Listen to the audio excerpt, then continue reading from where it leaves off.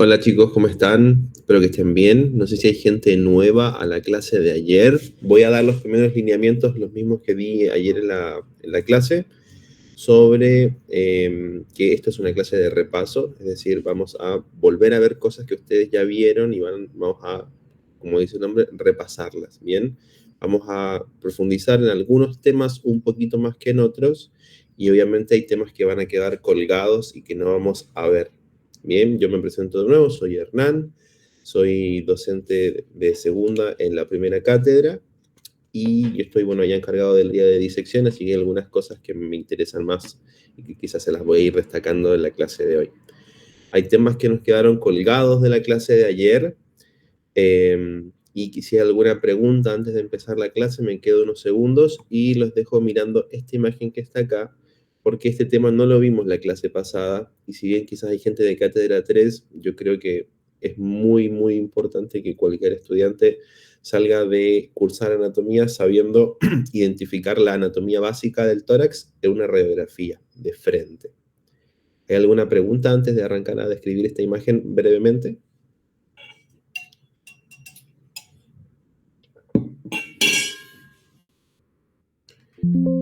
Bueno, si no hay dudas, después me las pueden hacer sin problema. Esta es una imagen, ¿bien?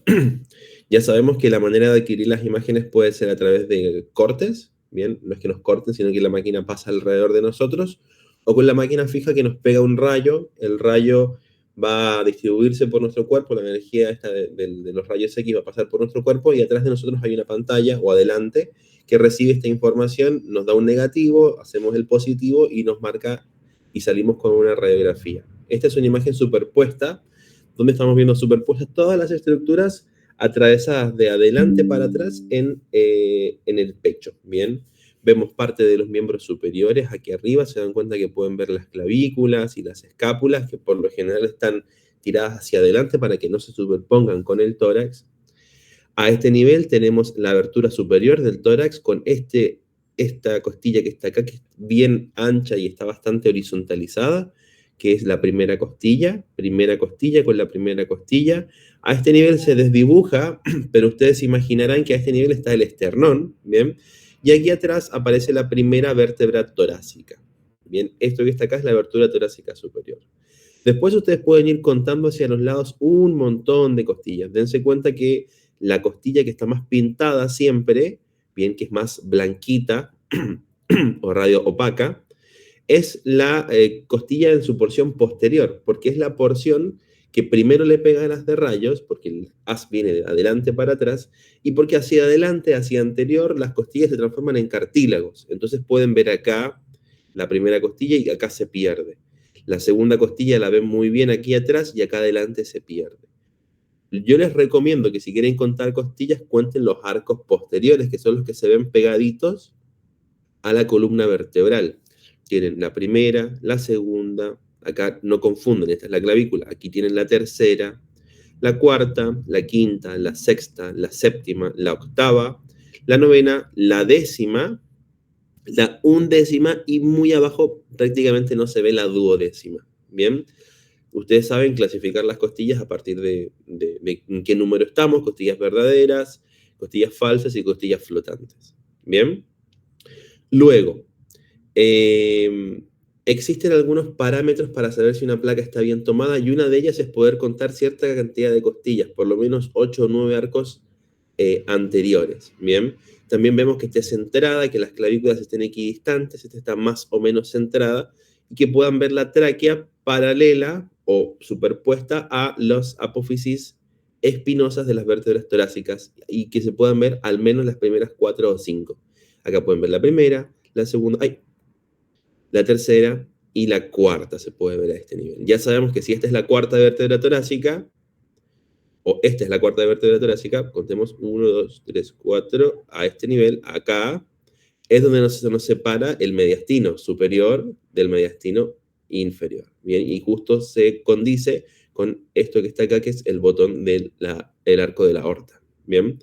Otra cosa que ustedes pueden ver cuando están viendo una placa de tórax es ver los hemicampos pulmonares, las cavidades pleuropulmonares ocupadas. Cuando uno se toma una radiografía de tórax, se nos pide que inspiremos al máximo posible para llenar este pulmón de aire y poder visualizar todo lo que es la vía aérea en sus distintos grados de diferenciación y ver la vasculatura de los pedúnculos pulmonares. Esto blanco que ustedes ven acá tienen que decir que son los vasos pulmonares a predominio de las arterias pulmonares. Si se dan cuenta, son como dos bigotes que van bajando. Dense cuenta de aquí hay un bigote y aquí hay otro bigote. Y esas son las ramas de la arteria pulmonar. Dense cuenta que tiene un trayecto primero horizontal y después una rama para arriba y una rama para abajo. De lo mismo modo pasa acá. Una rama para arriba y otra rama para abajo. Las venas pulmonares no se suelen ver y las van a poder evidenciar después en algunos casos patológicos como la redistribución de flujo de la insuficiencia cardíaca. Bien, esas claves básicas les puedo dar sobre las cavidades pleuropulmonares. Tienen que ver que haya trama pulmonar en todas partes. Dense cuenta de aquí, a pesar de que se ve más negro, aún así se ven rayitas de pulmón. Bien, cosa que no está presente en caso de que entre aire a esta cavidad pleuropulmonar en lo que se conoce como neumotórax, bien, que puede ocasionarse durante cirugías, durante traumas o de manera espontánea. Otro elemento de la pared torácica importante es evaluar los diafragmas. Bien, ustedes saben que hay dos hemidiafragmas, uno derecho, que está un poquito más arriba, y otro izquierdo, que está un poquito más abajo. Y pueden ver la silueta cardíaca, o el saco pericárdico y la silueta cardíaca apoyada sobre el centro tendinoso del diafragma. Bien. Otro elemento que tienen que ver a nivel de los márgenes es ver este ángulo y este ángulo que está acá. Estos dos ángulos se llaman recesos de la pleura, y a este nivel tenemos el receso entre las costillas y el diafragma, costofrénico, y acá costomediastínico, ¿bien? O pericardiofrénico, ¿bien? Lo tienen a este nivel, ¿perfecto? Estos recesos tienen que mantenerse de este modo porque es donde la pleura parietal se da la vuelta sobre sí misma para ir a encontrar a la otra porción de la pleura, ¿bien? Es decir, a este nivel la pleura costal baja y se encuentra con la pleura diafragmática y ese lugar donde se pegan las dos pleuras es el receso, ¿bien? Este receso puede estar ocupado por cosas por ejemplo, los derrames pleurales, bien, que pueden ocasionarse por múltiples causas. Y por último, y mucho más importante, es que puedan evidenciar el mediastino superior, que no esté ensanchado y que esté respetado, ver la tráquea permeable y la aparición del bronquio fuente derecho y el bronquio fuente izquierdo por transparencia, bien. Y cuando ya hayan visto esta parte del mediastino, vamos a ver la silueta cardíaca. Si ustedes se dan cuenta, es como si le sacáramos una foto de adelante al corazón, así que las principales paredes cardíacas o caras cardíacas van a ser las caras pulmonares, la pulmonar derecha y la pulmonar izquierda. En este caso vemos la cara pulmonar derecha, que está constituida por la aurícula derecha. Entonces decimos, esta cara de la silueta cardíaca es el botón de la aurícula derecha, ¿bien? Hacia arriba de la aurícula derecha, este trayecto que está en relación al bronquio, es la vena cava superior, ¿bien? La cual viene de formarse a este nivel, baja, baja, baja, y lo único que podemos ver de esta vena cava es esta silueta.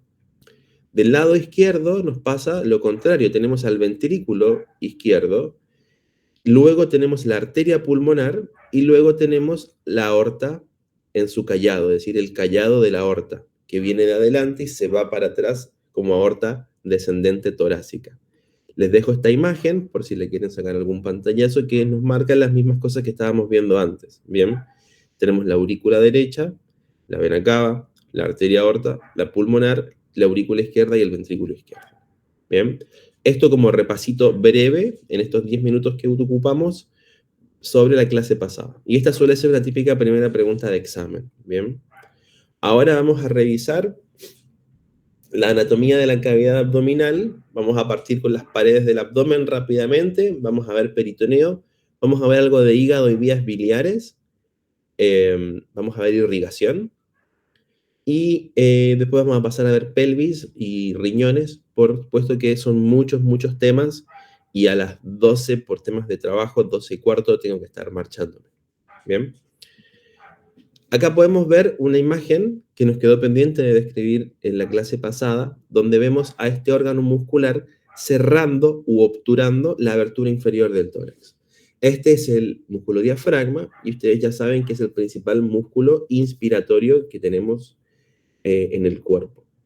Este músculo, como ya dije, se inserta en la abertura torácica inferior y tiene unas prolongaciones que bajan hasta la región lumbar, que son los pilares del diafragma.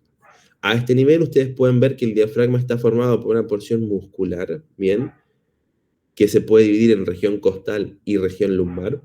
Y luego tenemos este centro, que es un gran tendón y se le conoce como centro tendinoso.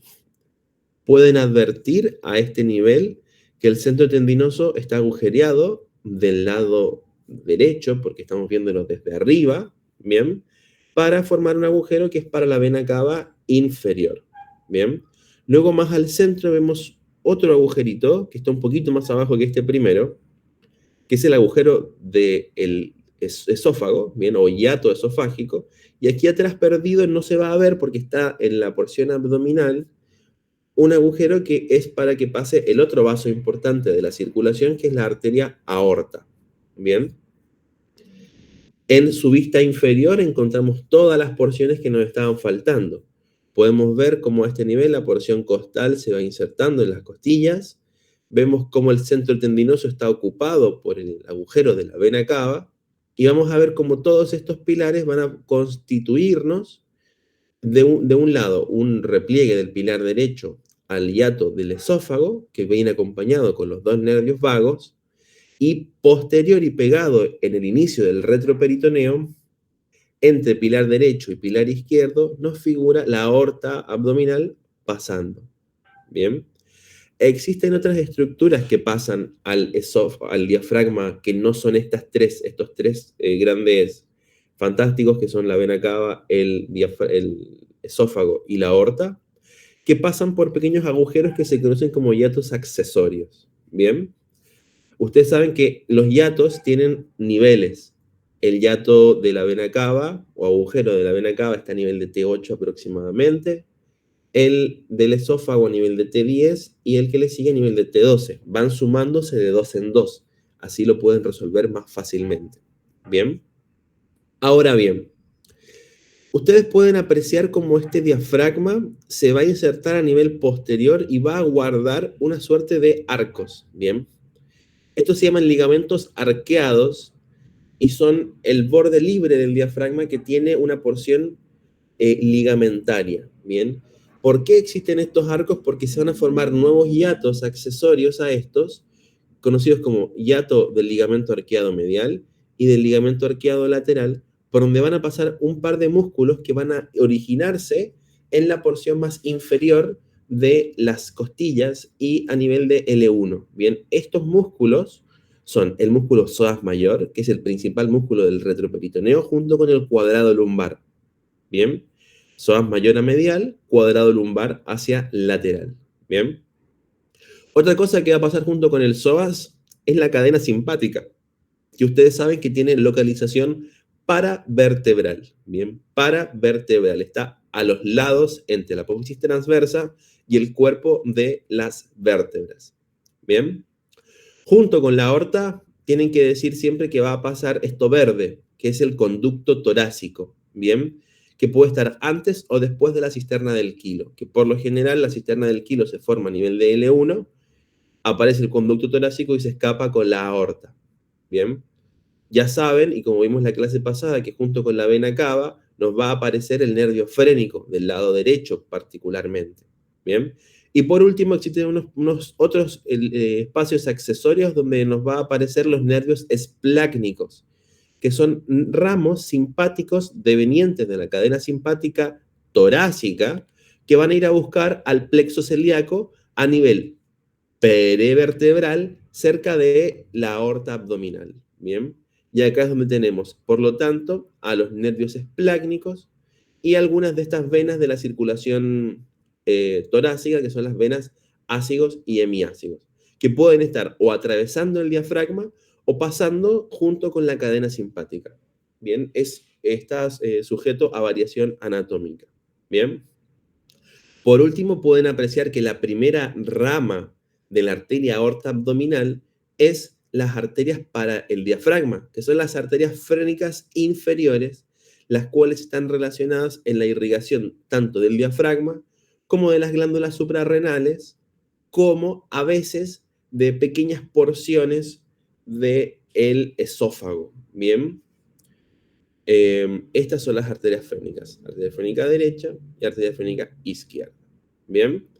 Esto constituye la pared superior del abdomen. Ahora en las siguientes diapositivas vamos a ver las demás paredes del abdomen. Cuando estudiamos las capas que hay formando las paredes del abdomen, sabemos que estamos hablando de la pared anterolateral, ¿bien? Esta pared está formada por dos grupos de músculos, el músculo recto y los músculos anchos. Pero antes de estudiarlos, vamos a revisar qué capas hay desde la piel hasta que entramos a la cavidad peritoneal, ¿bien? A veces les pueden hacer esta pregunta y tienen que saber cómo funciona, ¿bien? En primer lugar tenemos la piel, ¿bien? La piel. Debajo de la piel, ustedes siempre dicen la piel y el tejido celular subcutáneo. El tejido celular subcutáneo adquiere un nombre a nivel del abdomen que es el panículo adiposo o fascia de Camper o fascia superficial o tejido hipodérmico. Bien, son todos sinónimos. Lo más común y que ustedes van a ocupar después en el resto de sus carreras es fascia de Camper. Es un tipo de grasa que está justo pegada a la piel del abdomen. En esta grasa van a aparecer algunas venitas, las venas epigástricas superficiales. ¿Bien? Luego, a nivel más profundo, limitando este plano graso, aparece una fascia membranosa.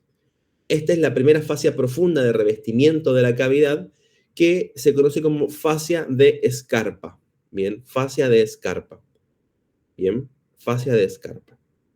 Luego aparecen los músculos, cada uno con su fascia muscular. Es decir, la lámina externa de la fascia del músculo oblicuo externo, luego el músculo oblicuo externo, y así cada uno de ellos. Tenemos el oblicuo externo con los dos lados su fascia, el oblicuo interno con los dos lados su fascia, el transverso con los dos lados su fascia, y luego la fascia interna del transverso se relaciona con otra fascia más, que es la fascia endoabdominal o endocavitaria, que nosotros le sabemos el nombre y siempre lo decimos, la fascia transversalis. Bien, esta fascia no es lo mismo que decir fascia del músculo transverso, porque es mucho más amplia que solamente limitada al músculo transverso del abdomen.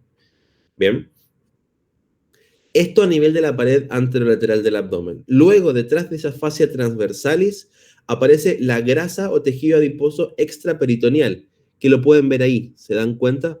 Esa grasita que ven aquí adentro es la grasa extraperitoneal y está limitada por el peritoneo, que es esa membrana translúcida, y eso blanco que ven ahí, que es la fascia transversalis. Bien, lo importante de la fascia transversalis es que a nivel de la pared anterolateral del abdomen está pegadita al peritoneo, solo separada por la grasa extraperitoneal. En cambio, si nos vamos para atrás, entre la fascia transversalis y el peritoneo aparece el retroperitoneo, ¿bien? Y es por eso que existen algunos abordajes quirúrgicos que permiten llegar al riñón sin necesidad de atravesar todos los órganos del abdomen, ya sea a nivel lumbar o a nivel inguinal, decolando el espacio entre las fascias transversales y el peritoneo, y de la nada, o como por arte de magia, aparece el riñón. ¿Bien? ¿Hay alguna duda sobre las capas del abdomen?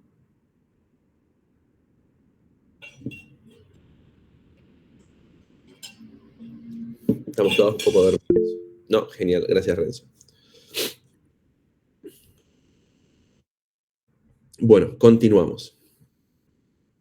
Ahora, nosotros dijimos que tenemos varias paredes en el abdomen. Vamos a estudiar las dos que están cerrando de manera circunferencial, que son la pared anterolateral, que ya dijimos que está formada por los rectos y los músculos anchos del abdomen, ¿bien?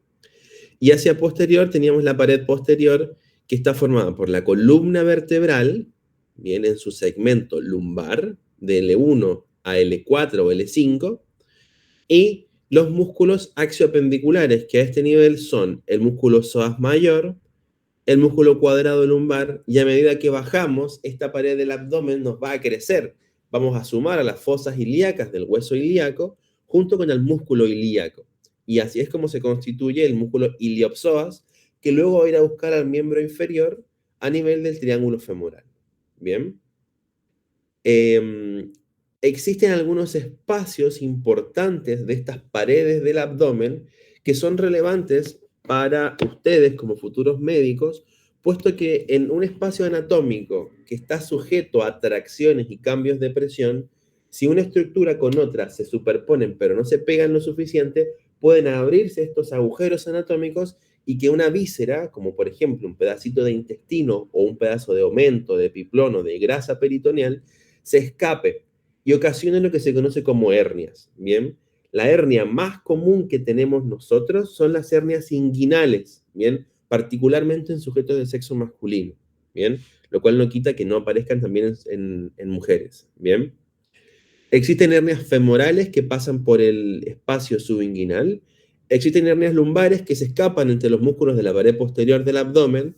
Y también existen las hernias umbilicales que se escapan por defectos del ombligo, que embriológicamente saben que es por donde van a entrar todos los elementos nutricios desde la madre y que al momento de cerrar el cordón umbilical pueden quedar resabios no pegados de estas membranas que rodean al cordón umbilical y entonces se pueden generar estas hernias a nivel umbilical. Hernia hay por todas partes. También hay hernias diafragmáticas, que son muy comunes, las hernias del hiato, ¿bien? Pero la que nosotros siempre estudiamos por su potencial médico y porque es un tema interesante y a la vez complejo de la anatomía y de la cirugía general, es revisar al conducto inguinal, ¿bien? El conducto inguinal es una parte de la pared anterolateral del abdomen donde las capas de la pared anterolateral se van a desdoblar para permitir el pasaje de estructuras desde la cavidad abdominopélvica hacia los genitales externos. Hay conducto inguinal tanto en sexo femenino como en sexo masculino. Pero por defecto se suele estudiar al conducto inguinal en el sexo masculino porque es el que tiene todos los contenidos. Y en el sexo femenino solamente le cambiamos el contenido principal por ligamento redondo y tenemos la misma equivalencia. Bien, por lo tanto, ustedes pueden ver como desde aquí, desde la región del abdomen, como este es un sujeto masculino, vemos venir a este nivel, desde el retroperitoneo, algunos nervios y esta arteria, que se llama arteria testicular, con las venas del plexo venoso pampiniforme del testículo. Estas estructuras, junto con el conducto deferente que viene del testículo y se va para la próstata, van a formar un cordón. Este cordón embriológicamente le va a robar todas las capas a la pared del abdomen y por lo tanto vemos músculo dentro del cordón. Pero lo que nos importa es que este cordón tiene que atravesar las 3 capas musculares más el peritoneo, más la grasa extraperitoneal, más la gran fascia transversalis. A este nivel, la fascia transversalis se abre un agujero y ese agujero profundo se llama anillo inguinal profundo, que es esto que se encuentra acá. No lo confundan con esto lo vamos a ver después. Este es el anillo inguinal profundo. Es un agujero en la fascia transversalis que es una especie de huequito por donde puede pasar este cordón espermático. Bien. Luego, el conducto inguinal tiene este agujero a nivel profundo, que se conoce como anillo inguinal profundo. Va a pasar por los músculos, que después lo vamos a ver, y vamos a llegar a la región inguinocrural, bien, a nivel de la región de la ingle, donde va a aparecer este gran agujero. Se llama anillo inguinal superficial. Bien, este anillo inguinal superficial, como pueden ver, está limitado por 2 pilares que están formados por la aponeurosis de este músculo oblicuo externo. Bien, que es el músculo que primero se hace aponeurosis de los músculos anchos del abdomen. Bien, pilar medial, pilar lateral y pilar medial. Bien, entonces, el conducto inguinal es esto que dijimos, es el trayecto de estructuras que pasan por las paredes del abdomen, por los músculos anchos, entre el orificio inguinal profundo y orificio inguinal superficial, o anillos. El conducto es todo lo que está adentro.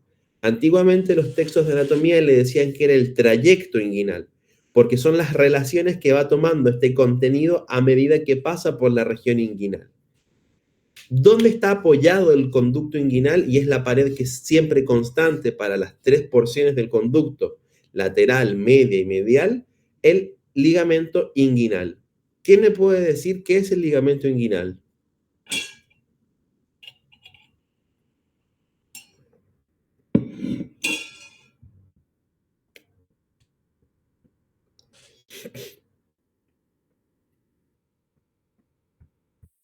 ¿Alguien sabe qué es el ligamento inguinal?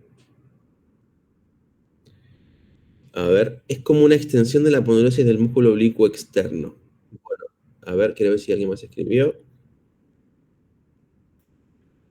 Dependencia de la aponeurosisis del oblicuo externo, oblicuo externo. Bueno, bien.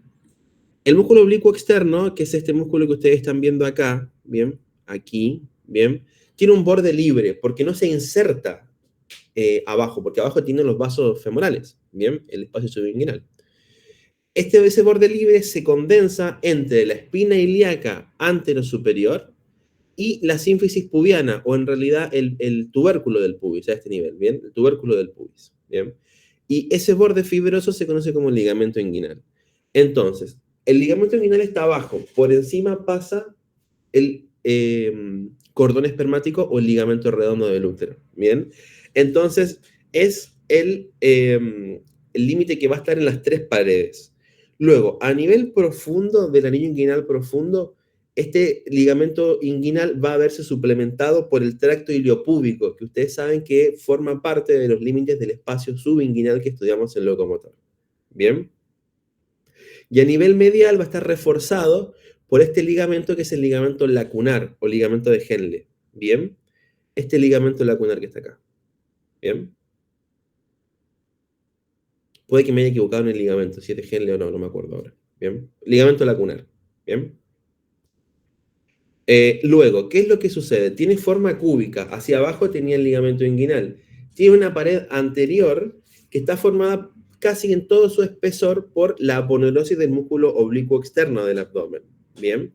A este nivel, los pilares. A este nivel, la aponeurosis sola. Y a nivel lateral, por esta estructura que se encuentra acá, que es el músculo oblicuo interno. Bien, se dan cuenta que a nivel lateral la pared anterior está formada por los dos músculos juntos, porque este es el conducto inguinal. Luego, hacia superior, como pared superior del conducto inguinal, tienen el pasaje de los músculos oblicuo interno y transverso del abdomen desde ser músculos a ser aponeurosis. Entonces tenemos en todas estas porciones al transverso del abdomen, al oblicuo interno y a estas estructuras que se conocen como arcadas musculoaponeuróticas que terminan con el conocido como falsa inguinal y tendón conjunto. Bien, para que recuerden esos conceptos. Bien. Por último, a nivel de la pared posterior del conducto inguinal, hablamos de la fascia transversalis en todas sus formas. La pared más débil del conducto inguinal es la pared posterior, ¿bien?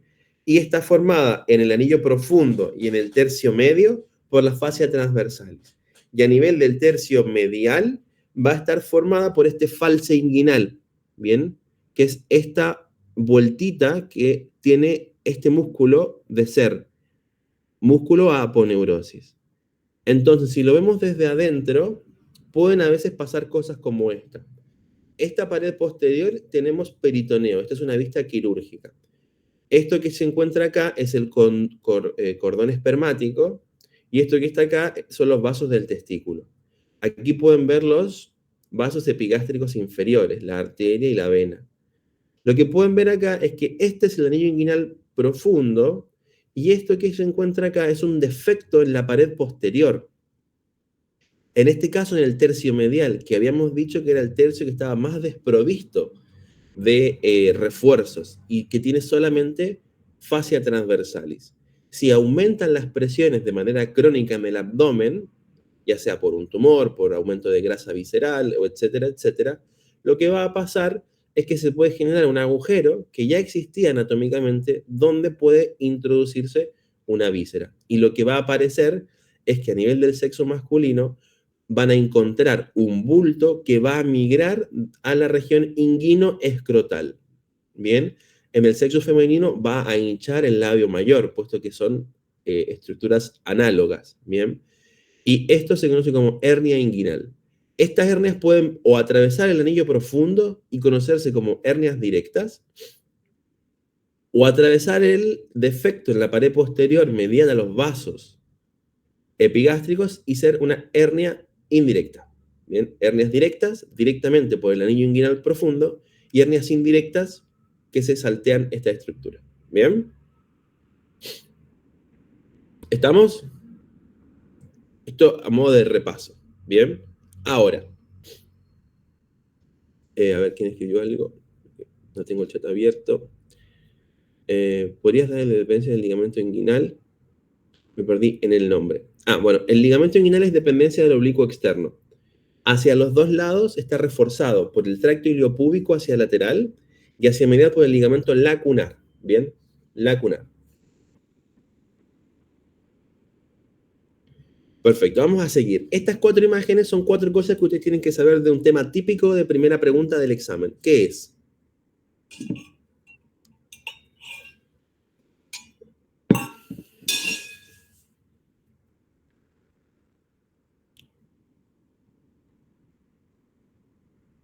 Este es el puntapié para hablar de peritoneo. Bien, estas 4 cosas que están acá son las 4 dependencias del peritoneo. Entonces, el peritoneo es la membrana serosa que recubre la cavidad abdominal. Bien,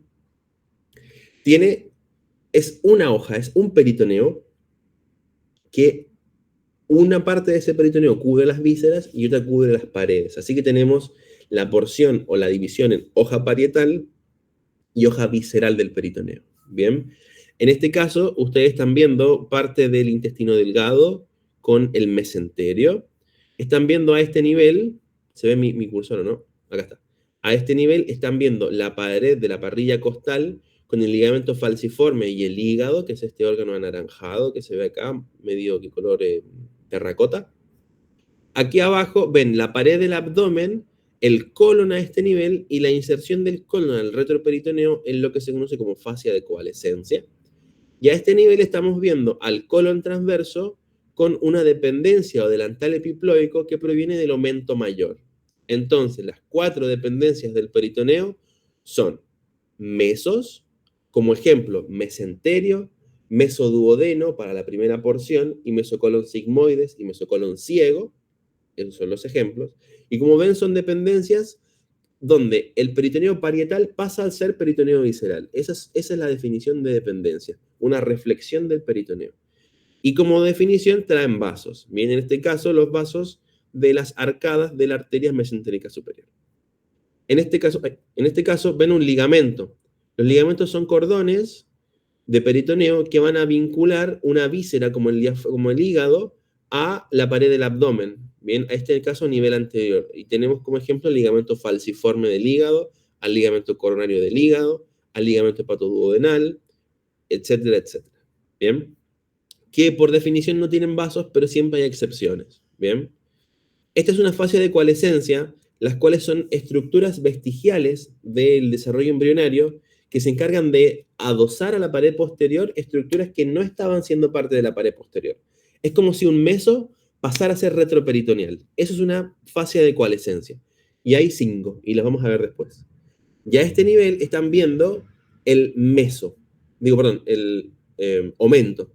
Los aumentos son dependencias que unen órgano con órgano y vasos en su espesor. En este caso, el aumento mayor que incluye la franja que se vincula del estómago al colon transverso y el delantal epiploico o encogoma aumental. Pueden ver a este nivel como el peritoneo se encarga de labrar espacios. A este nivel, el espacio para el hígado con la inserción del ligamento coronario con sus hojas. Bien, aquí aparece el ligamento de la vena cava. A este nivel pueden ver cómo aparece el esófago y a este nivel el duodeno. Entonces el estómago ocupa toda esta región que ustedes saben que es un saco que está dentro de la cavidad peritoneal, que es esto que está aquí adentro, que es el saco menor o bolsa omental.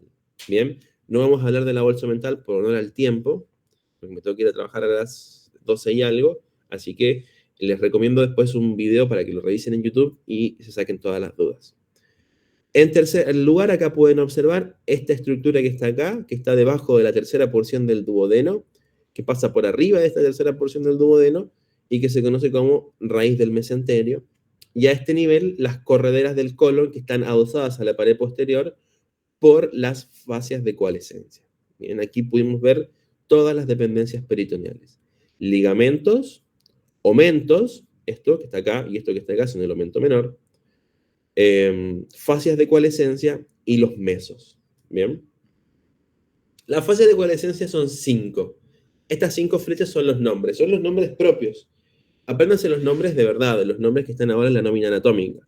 Retrocólica derecha, la de Toll 2, retrocólica izquierda, la de Toll 3, la de Fredet, preduodeno-pancreática, la de Treitz, retroduodeno-pancreática, y la retropancreática, la de Toll 1. Bien, el páncreas tiene 3 fascias. Una pega la cabeza y el duodeno para atrás, otra pega la cabeza y el duodeno por delante, el cuerpo del duodeno por otra, y luego las 2 fascias del colon. Bien, entonces la anatomía pancreática es difícil y eso hace que las cirugías pancreáticas, dentro de otras causas, sean tan complicadas de acceso. Bien, eso como peritoneo. Otra cosa que tienen que saber es que el peritoneo está inervado. El parietal, igual que la pared, es decir, a nivel somático. Y el visceral, igual que la víscera, a nivel autonómico. Entonces, las fibras van a viajar por separado y cuando existen fenómenos dolorosos, primero va a doler lo que está inflamado, como puede ser el apéndice, y no va a doler en la región de la fosa ilíaca porque el dolor abdominal es difuso, entonces va a doler la panza. En cambio, cuando va avanzando el fenómeno por ejemplo, una apendicitis, va a doler localizadamente donde está el fenómeno inflamatorio, porque se irrita el peritoneo de la fosa ilíaca derecha, por ejemplo. Y esa es la explicación por la cual siempre les preguntan a ustedes, ¿y cómo está inervado el peritoneo? Y es por el fenómeno de dolor referido y dolor localizado en, por ejemplo, la apendicitis. ¿Bien? Cuando ya vimos este peritoneo que nos cubrió toda la cavidad abdominal, podemos hablar de las divisiones de esta cavidad abdominal.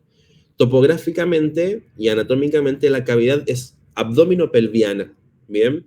Entonces no nos conviene tanto hablar solamente de abdomen, pero la pelvis queda recluida a algo que vamos a ver más adelante. Así que este abdomen nosotros lo podemos dividir de 2 maneras, a nivel proyectivo y palpatorio.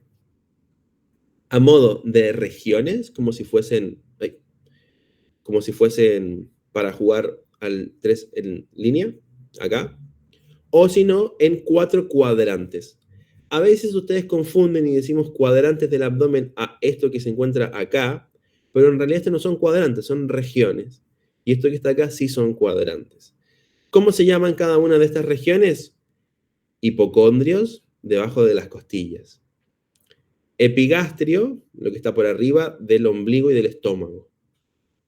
Flancos o regiones laterales o los costados del cuerpo, son los flancos.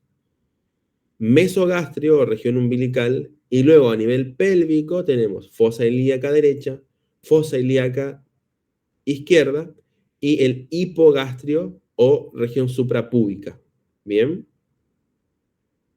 Ustedes tienen que reconocer cuáles son las proyecciones de órganos que hay en estas divisiones. Bien. Esto ustedes lo van a poder entender cuando terminen de estudiar esplagno porque antes se va a hacer un poquito complicado. Bien. En cambio, si pasamos la línea media por la línea media umbilical, tenemos 4 cuadrantes. No son tan útiles para encontrar órganos, pero sí son muy útiles para entender el dolor. Duele cuadrante inferolateral, duele cuadrante superolateral, o duele este cuadrante, duele este cuadrante. Es mucho menos específico, pero es mucho más fácil de dividir. Bien. Sepan muy bien qué órganos están en la fosa ilíaca derecha versus los de fosa ilíaca izquierda, y sepan muy bien qué órganos están en el hipocondrio derecho, ¿bien? Y en los flancos. En los flancos ustedes tienen que saber que estamos hablando de los riñones, casi siempre riñón y el colon, ¿bien? En toda esta región que se encuentra acá entre epigastrio y hipocondrio está el hígado, ¿bien? En la contraria, en el hipocondrio izquierdo está el estómago con el vaso.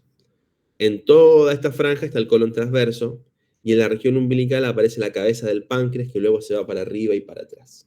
Bien. Luego, en todo esto que se encuentra acá hay asas intestinales, yeyuno e ilion. A nivel de la región hipogástrica, escribí bien, a ver. ¿Está mal decir que la región umbilical? No, está bien, está bien. En la región púbica o suprapúbica o región de hipogastrio vamos a encontrar la vejiga. Según cuán llena va a estar, podemos encontrarla más o menos arriba. ¿Bien? Vamos a continuar en honor al tiempo y vamos a les voy a dar algunos tips para que puedan sistematizar el estudio de abdomen. ¿Bien? Antes de estudiar los órganos en particular, vamos a ver un poquito de la circulación. ¿Bien? Me salté una diapo. Ah, esta. Bueno, después vamos a ver esta diapositiva, no se preocupen. Antes de estudiar los órganos, uno por uno, estudien la circulación que hay en el hígado, ya sea arterial, cómo viene la aorta, porque si saben cómo viene la aorta con sus ramas, saben a dónde está yendo. Y por lo general las arterias son bastante buenas para darnos el nombre de lo que estamos llegando a ver, es decir, arteria hepática, hígado, arteria gástrica, estómago. Bien. Después, revisen muy bien qué es el sistema de la vena porta. Entiendan muy bien qué es el sistema de la vena porta, por qué existe, porque después, cuando tengan la pregunta de anastomosis por tocaba, van a poder hablar con propiedad y con seriedad de qué estamos hablando. En tercer lugar, siempre que vean un órgano, vean las relaciones. Bien, al final, a nivel médico, lo casi más importante es cómo está relacionado un órgano, ya sea para la cirugía, para entender metástasis, para entender dolor, ¿bien? Las relaciones son muy, muy importantes, ¿bien? Y luego, cuando terminen de estudiar todo, vean la inervación y el drenaje linfático, porque si se saben las arterias, se saben los nervios, y si se saben los nervios y las arterias, se saben el drenaje linfático, ¿bien? Y es más, hay órganos donde si se saben la irrigación y las relaciones ya también tienen el sistema linfático cubierto, como pasa con el útero, por ejemplo. Bien. Entonces, vamos a partir hablando de la irrigación de modo arterial. La estrella de la irrigación del abdomen es la aorta abdominal, porque no hay vasos que vengan de otra parte que no sea de la aorta abdominal. Bien. La aorta tiene ramas que se pueden clasificar. Hay algunas parietales que se van para atrás, que son las arterias lumbares, que no se ven acá. Hay otras parietales, que son las arterias frénicas, que tampoco las estamos viendo acá. Y hay algunos otros vasos del retroperitoneo que no estamos viendo. Lo que sí vamos a ver, y sí o sí tienen que saber marcar en un frasco o marcar en una imagen, son las ramas viscerales de la aorta abdominal. Y estas ramas viscerales son, en primer lugar, al tronco celíaco. En segundo lugar, la mesentérica superior. En tercer lugar son las arterias renales que se van hacia los lados, que aquí no figuran. En cuarto lugar, la mesentérica inferior. Y en quinto lugar, a modo de importancia, las arterias gonadales, que pueden venir directa o indirectamente de esta arteria. Bien, sepan más o menos a qué altura está cada una. El tronco celíaco está a nivel del hiato aórtico, así que es T12, L1. Después, L1, L2, encontramos a la arteria mesentérica superior, L2, L3, L3 particularmente a la arteria mesentérica inferior, y a nivel de L1 también van a estar las arterias renales. ¿Bien? Perfecto. Eso deben conocerlo. ¿Bien? ¿Qué podemos hablar del tronco celíaco que ustedes quizás no sepan? El tronco celíaco tiene tres ramas. La primera rama y de menor calibre, la arteria gástrica izquierda. Bien. Luego tenemos la arteria hepática común que se va para la derecha. Y luego por detrás del estómago en relación al vaso tenemos la arteria esplénica. Esas tres son las tres arterias del tronco celíaco. Bien. Cada una de ellas va a dar un montón de ramas y para que sepan como dato, el estómago está irrigada por ramas colaterales de las tres ramas. Gástrica izquierda, hepática y esplénica. Es el órgano que está irrigado por las tres. Bien. Luego, si nosotros vamos a este lugar que se llama arcada duodeno-pancreática, vamos a encontrar que hay irrigación superpuesta entre la arterias del tronco celíaco, como son la arteria gastroduodenal, y arterias de la mesentérica superior. Bien, esto es un dato para que ustedes lo reconozcan. ¿Ven? Esta arcada se llama arcada de las arterias pancreato-duodenales. Bien. A medida que vamos a ir bajando, viene esta arteria mesentérica superior que origina ramas para el colon, arteria cólica derecha, cólica media, ¿bien? Y las arterias a este nivel del ciego, ¿bien? O arteria ileocólica. Del otro lado, todo este lado de la arteria corresponde a las arterias yeyuno ileales. Bien, entonces, ¿cuál es el territorio de irrigación de la arteria mesentérica superior? Desde la porción inferior del duodeno, incluyendo parte del páncreas, y también todo lo que es yeyuno, ilion, ciego, apéndice, colon ascendente y colon transverso. A nivel del colon transverso se superpone la irrigación con esta arteria que se encuentra acá, que es la arteria cólica izquierda, que es rama de la arteria mesentérica inferior. Bien, yo les digo, si se sabe la irrigación de un órgano, se saben prácticamente todo. Porque si yo les pregunto cómo está drenada linfáticamente el colon, ya saben, hay nodos que están cerca de las arterias próximas al colon, nodos que están a nivel del mesenterio o de ¿cómo se llama? Del retroperitoneo, y luego ¿dónde drenan? En los mesentéricos superiores o en los mesentéricos inferiores. Y no hay mucha más discusión. ¿Cómo está inervado el estómago? Bueno, cada arteria del estómago va a formar un plexo para el estómago. Entonces, así pueden ir haciendo la sistemática. ¿Bien? Siempre desde la arteria. ¿Bien? ¿Por qué? Porque del diafragma hacia abajo, casi siempre los ganglios linfáticos siguen a las arterias. ¿Bien? Y eso ustedes lo tienen que saber como regla general. ¿Bien? Eso ustedes deben reconocerlo. ¿Bien? Bueno, vamos a continuar ahora con el drenaje venoso. ¿Alguien se anima a explicarme esta imagen rapidito?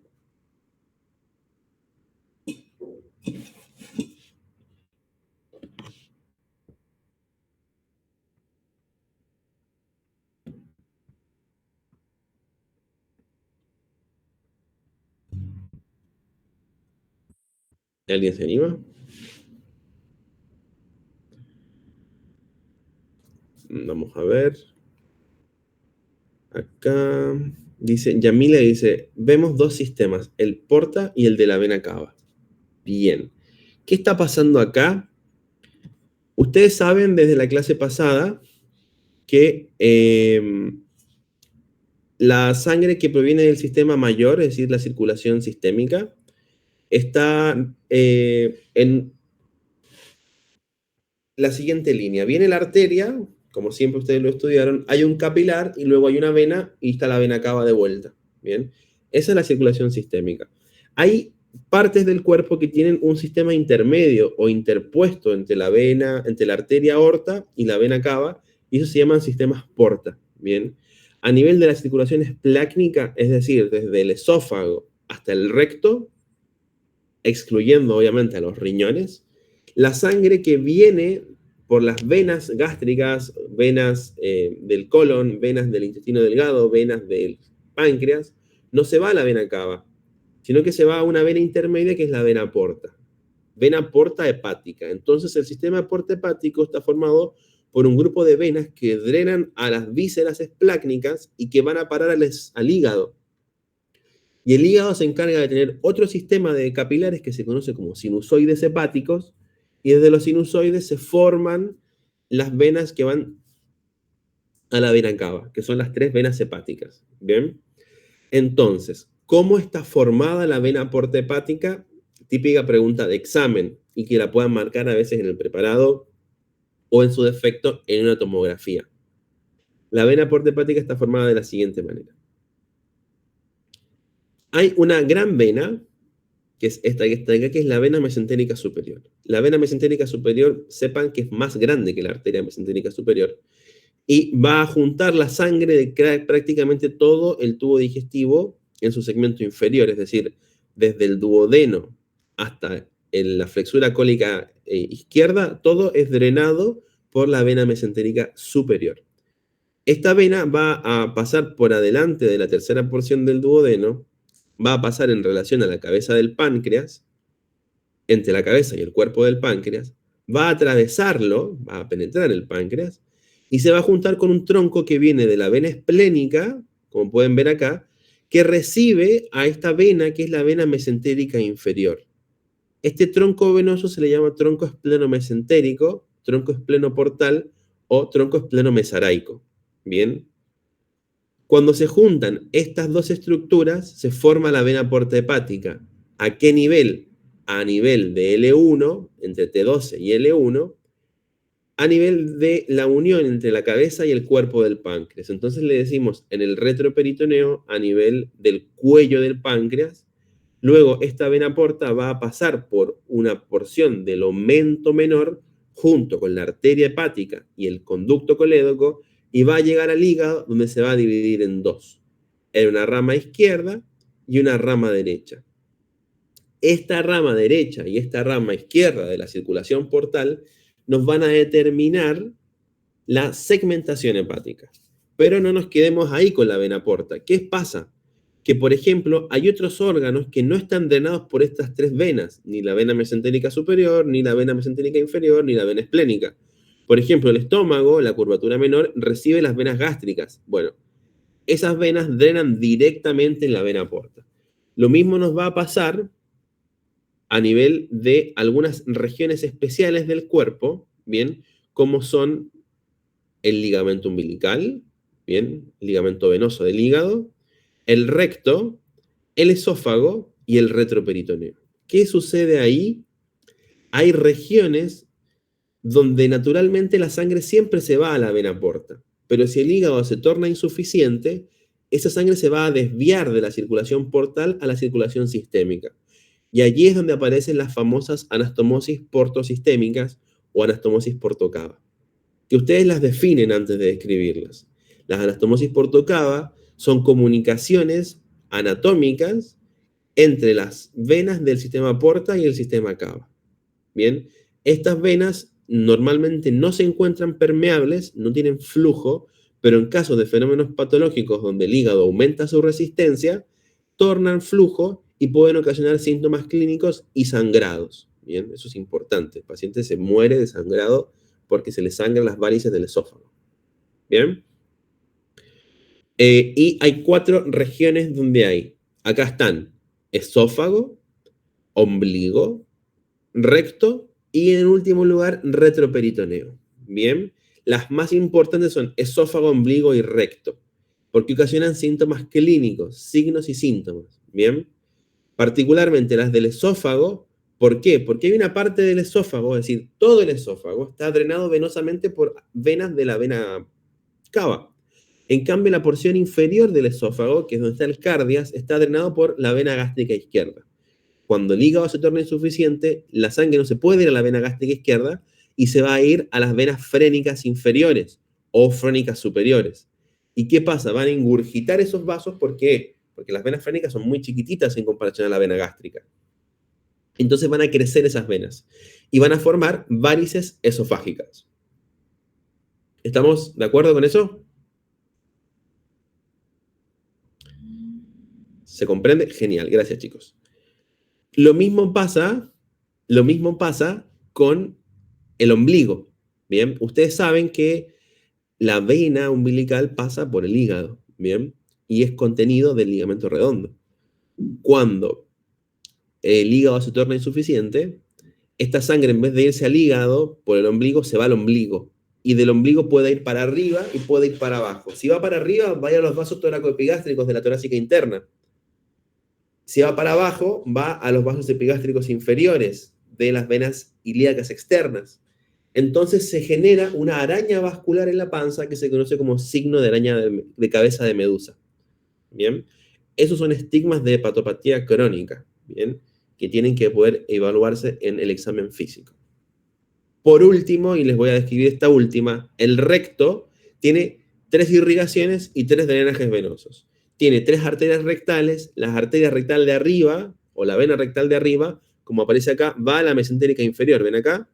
En cambio, el resto del recto está drenado por la vena rectal media, que va a la ilíaca interna, y la vena rectal inferior, que va a la pudenda, que va a la ilíaca interna. Entonces, hay una zona de superposición de irrigaciones, donde si es que el hígado se torna insuficiente, la sangre no se va a la vena porta, sino que se va a la vena cava, y ocasiona entonces hemorroides internas del plexo hemorroidal inferior.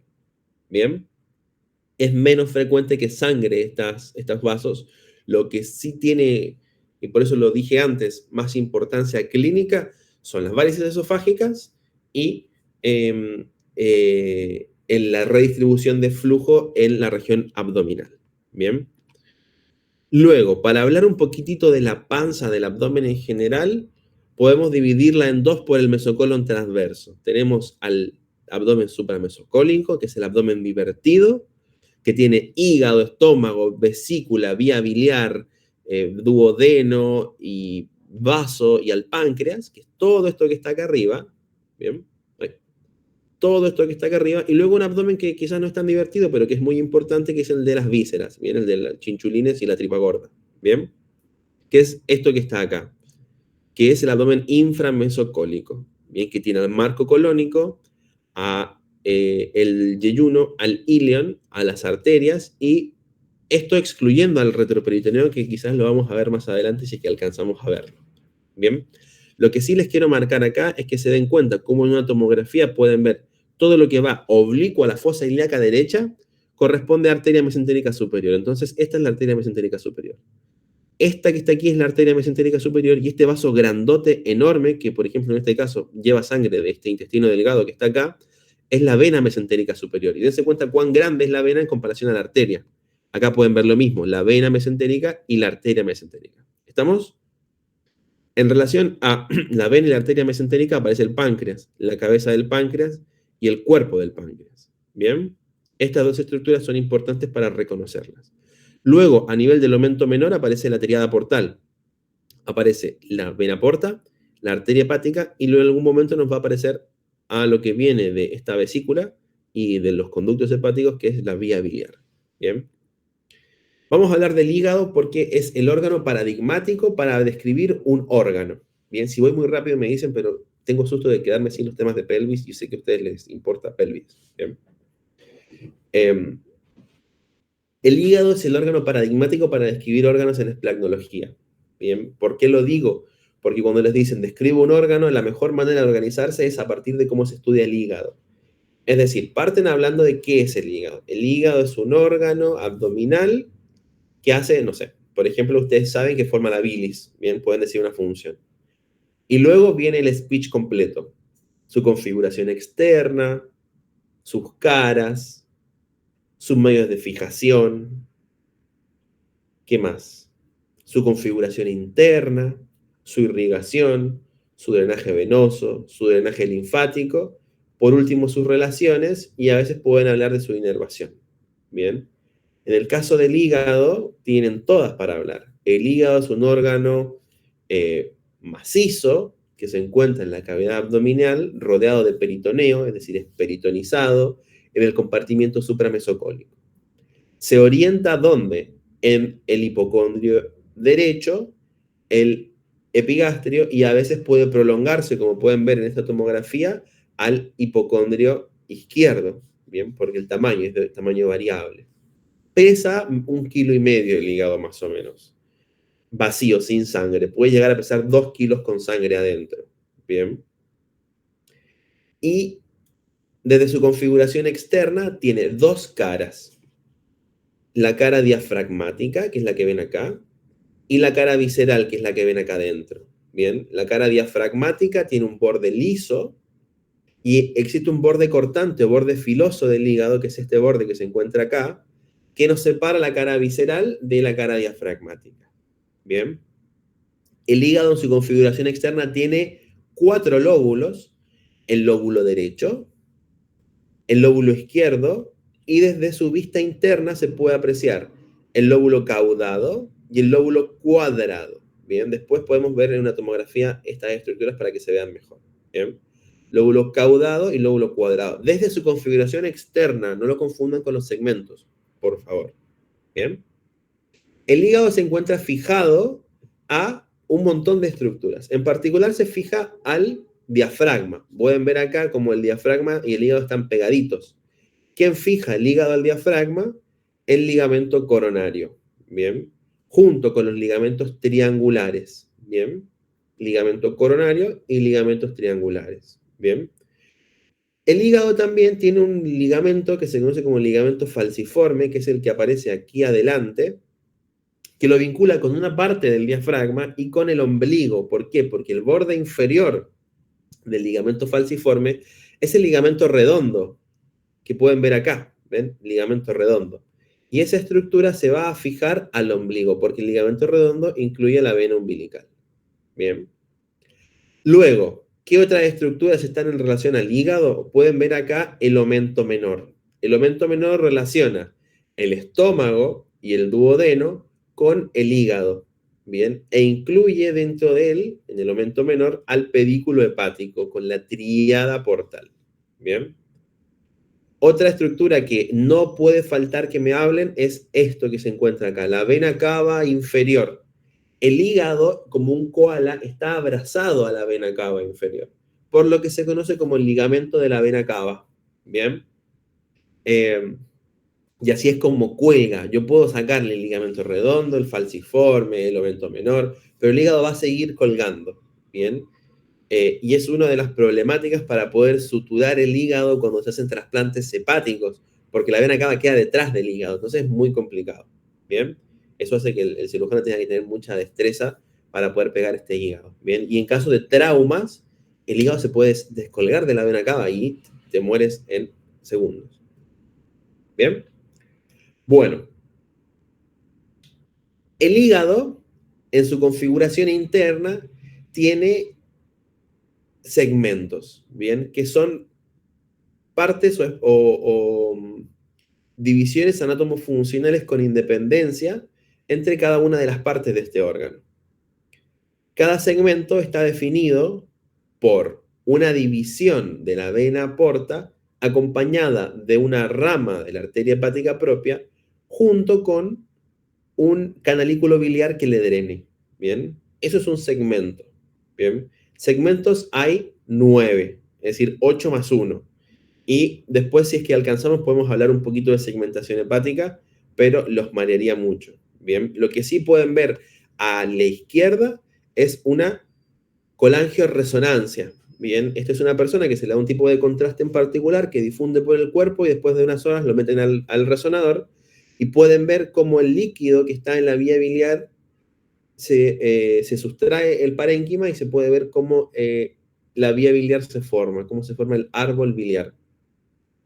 Y este es otro tema clásico de examen, vía biliar. Por eso les digo que hígado da como para 6 preguntas. ¿Bien? Vía biliar. La vía biliar es la agrupación de estructuras que tienen bilis. Bien, la bilis es un fluido que tiene enzimas y un montón de otras cosas, que es como un detergente para las grasas de la digestión, y proviene del hígado, pero se acumula en la vesícula y se desemboca o se drena en el duodeno. Entonces la cosa viene así. La vía biliar se clasifica según intra o extrahepática. La vía biliar intrahepática arranca a nivel de los canalículos biliares, de los lobulillos hepáticos, y poco a poco va agrandándose y va creciendo. Y van a formar distintos canalículos que van a resumirse a grandes rasgos en un conducto hepático derecho intrahepático y un conducto hepático izquierdo intrahepático. Van a recibir algunos colaterales provenientes de otros segmentos, como pueden ser del lóbulo caudado, por ejemplo, y a nivel del hilio hepático, bien, a nivel del hilio hepático, estos dos conductos se hacen extrahepáticos y se juntan el conducto derecho con el conducto izquierdo. Esos dos conductos juntos, a nivel del hilio hepático, estamos hablando de hilio hepático, pedículo hepático, entonces aumento menor, van a constituir el conducto hepático común. Los dos conductos forman al conducto hepático común. Este conducto hepático común va a recibir en cierto lugar al conducto que viene de la vesícula biliar, ¿bien? O conducto cístico, ¿bien? El conducto cístico suele ser el lugar donde los cálculos de la vesícula se impactan, ¿bien? Si uno no se puso amarillo por tener cálculos de vesícula es porque el colédoco está permeable. Entonces, ¿dónde debe estar el cálculo? Debería estar en el cístico. Es un punto fino, ¿bien? Es bastante débil el tamaño del cístico, ¿bien? Y sepan que entre el conducto hepático común y el cístico, o la rama derecha, se encuentra la arteria cística, que es una rama o de la rama hepática derecha o de la rama hepática propia, ¿bien? En el triángulo de Calot y Bude, ¿bien? Para que lo reconozcan, ¿bien? porque en Cátedra 3 por ahí les pueden preguntar qué son estos triángulos, lo googlean y ya saben dónde estamos hablando. ¿Por qué es importante? ¿Por qué? Porque el cirujano, en vez de cortar la arteria cística, puede cortar la hepática derecha y eso sangra mucho. O si no, para poder sacar la vesícula, tienen que cortar la cística primero. Bien, así que esas cosas quirúrgicas las tienen que ir aprendiendo desde ya. Bien. Bueno, para continuar, se forma el conducto colédoco, que es la unión entre el cístico y el hepático común. Este conducto colédoco tiene 4 porciones. Dense cuenta acá. Una que está arriba del duodeno. ¿Bien? ¿Se ve sí. Una que está arriba del duodeno, es decir, supraduodenal. Otra que pasa por detrás del duodeno y ya es retroperitoneal. Retroduodenal pasa entre la fascia retrocólica, retroduodeno pancreática y el duodeno. ¿Bien? Luego hay una que atraviesa el páncreas, que aquí no está para que se pueda ver la vía biliar, que se llama intrapancreática. Bien. Y por último, aquí abajo está la porción intramural. Bien. Intramural. Para los chicos de cátedra 3, sepan que la porción, la primera, la supraduodenal, forma un triángulo que entre el duodeno, la vena porta y el colédoco se llama triángulo interporto-coledociano y tiene como contenido la arteria gastroduodenal. Bien, para que lo sepan. Bien, triángulo interporto-coledociano. Bien, interporto-coledociano. Bien. ¿Qué está aconteciendo aquí abajo? Pueden ver acá que es lo mismo, el colédoco viene acá y recibe este que dice CP, conducto pancreático principal o conducto de Wirsung. Bien.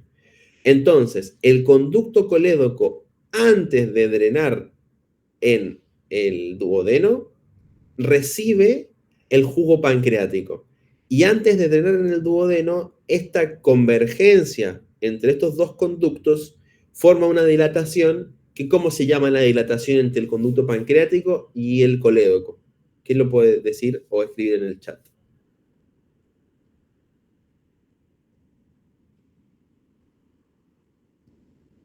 Ampolla de Vater, muy bien. Ampolla de Vater o ampolla hepatopancreática. Bien, esta ampolla hepatopancreática va a atravesar el duodeno y el duodeno en su segunda porción tiene un esfínter, que ¿cómo se llama?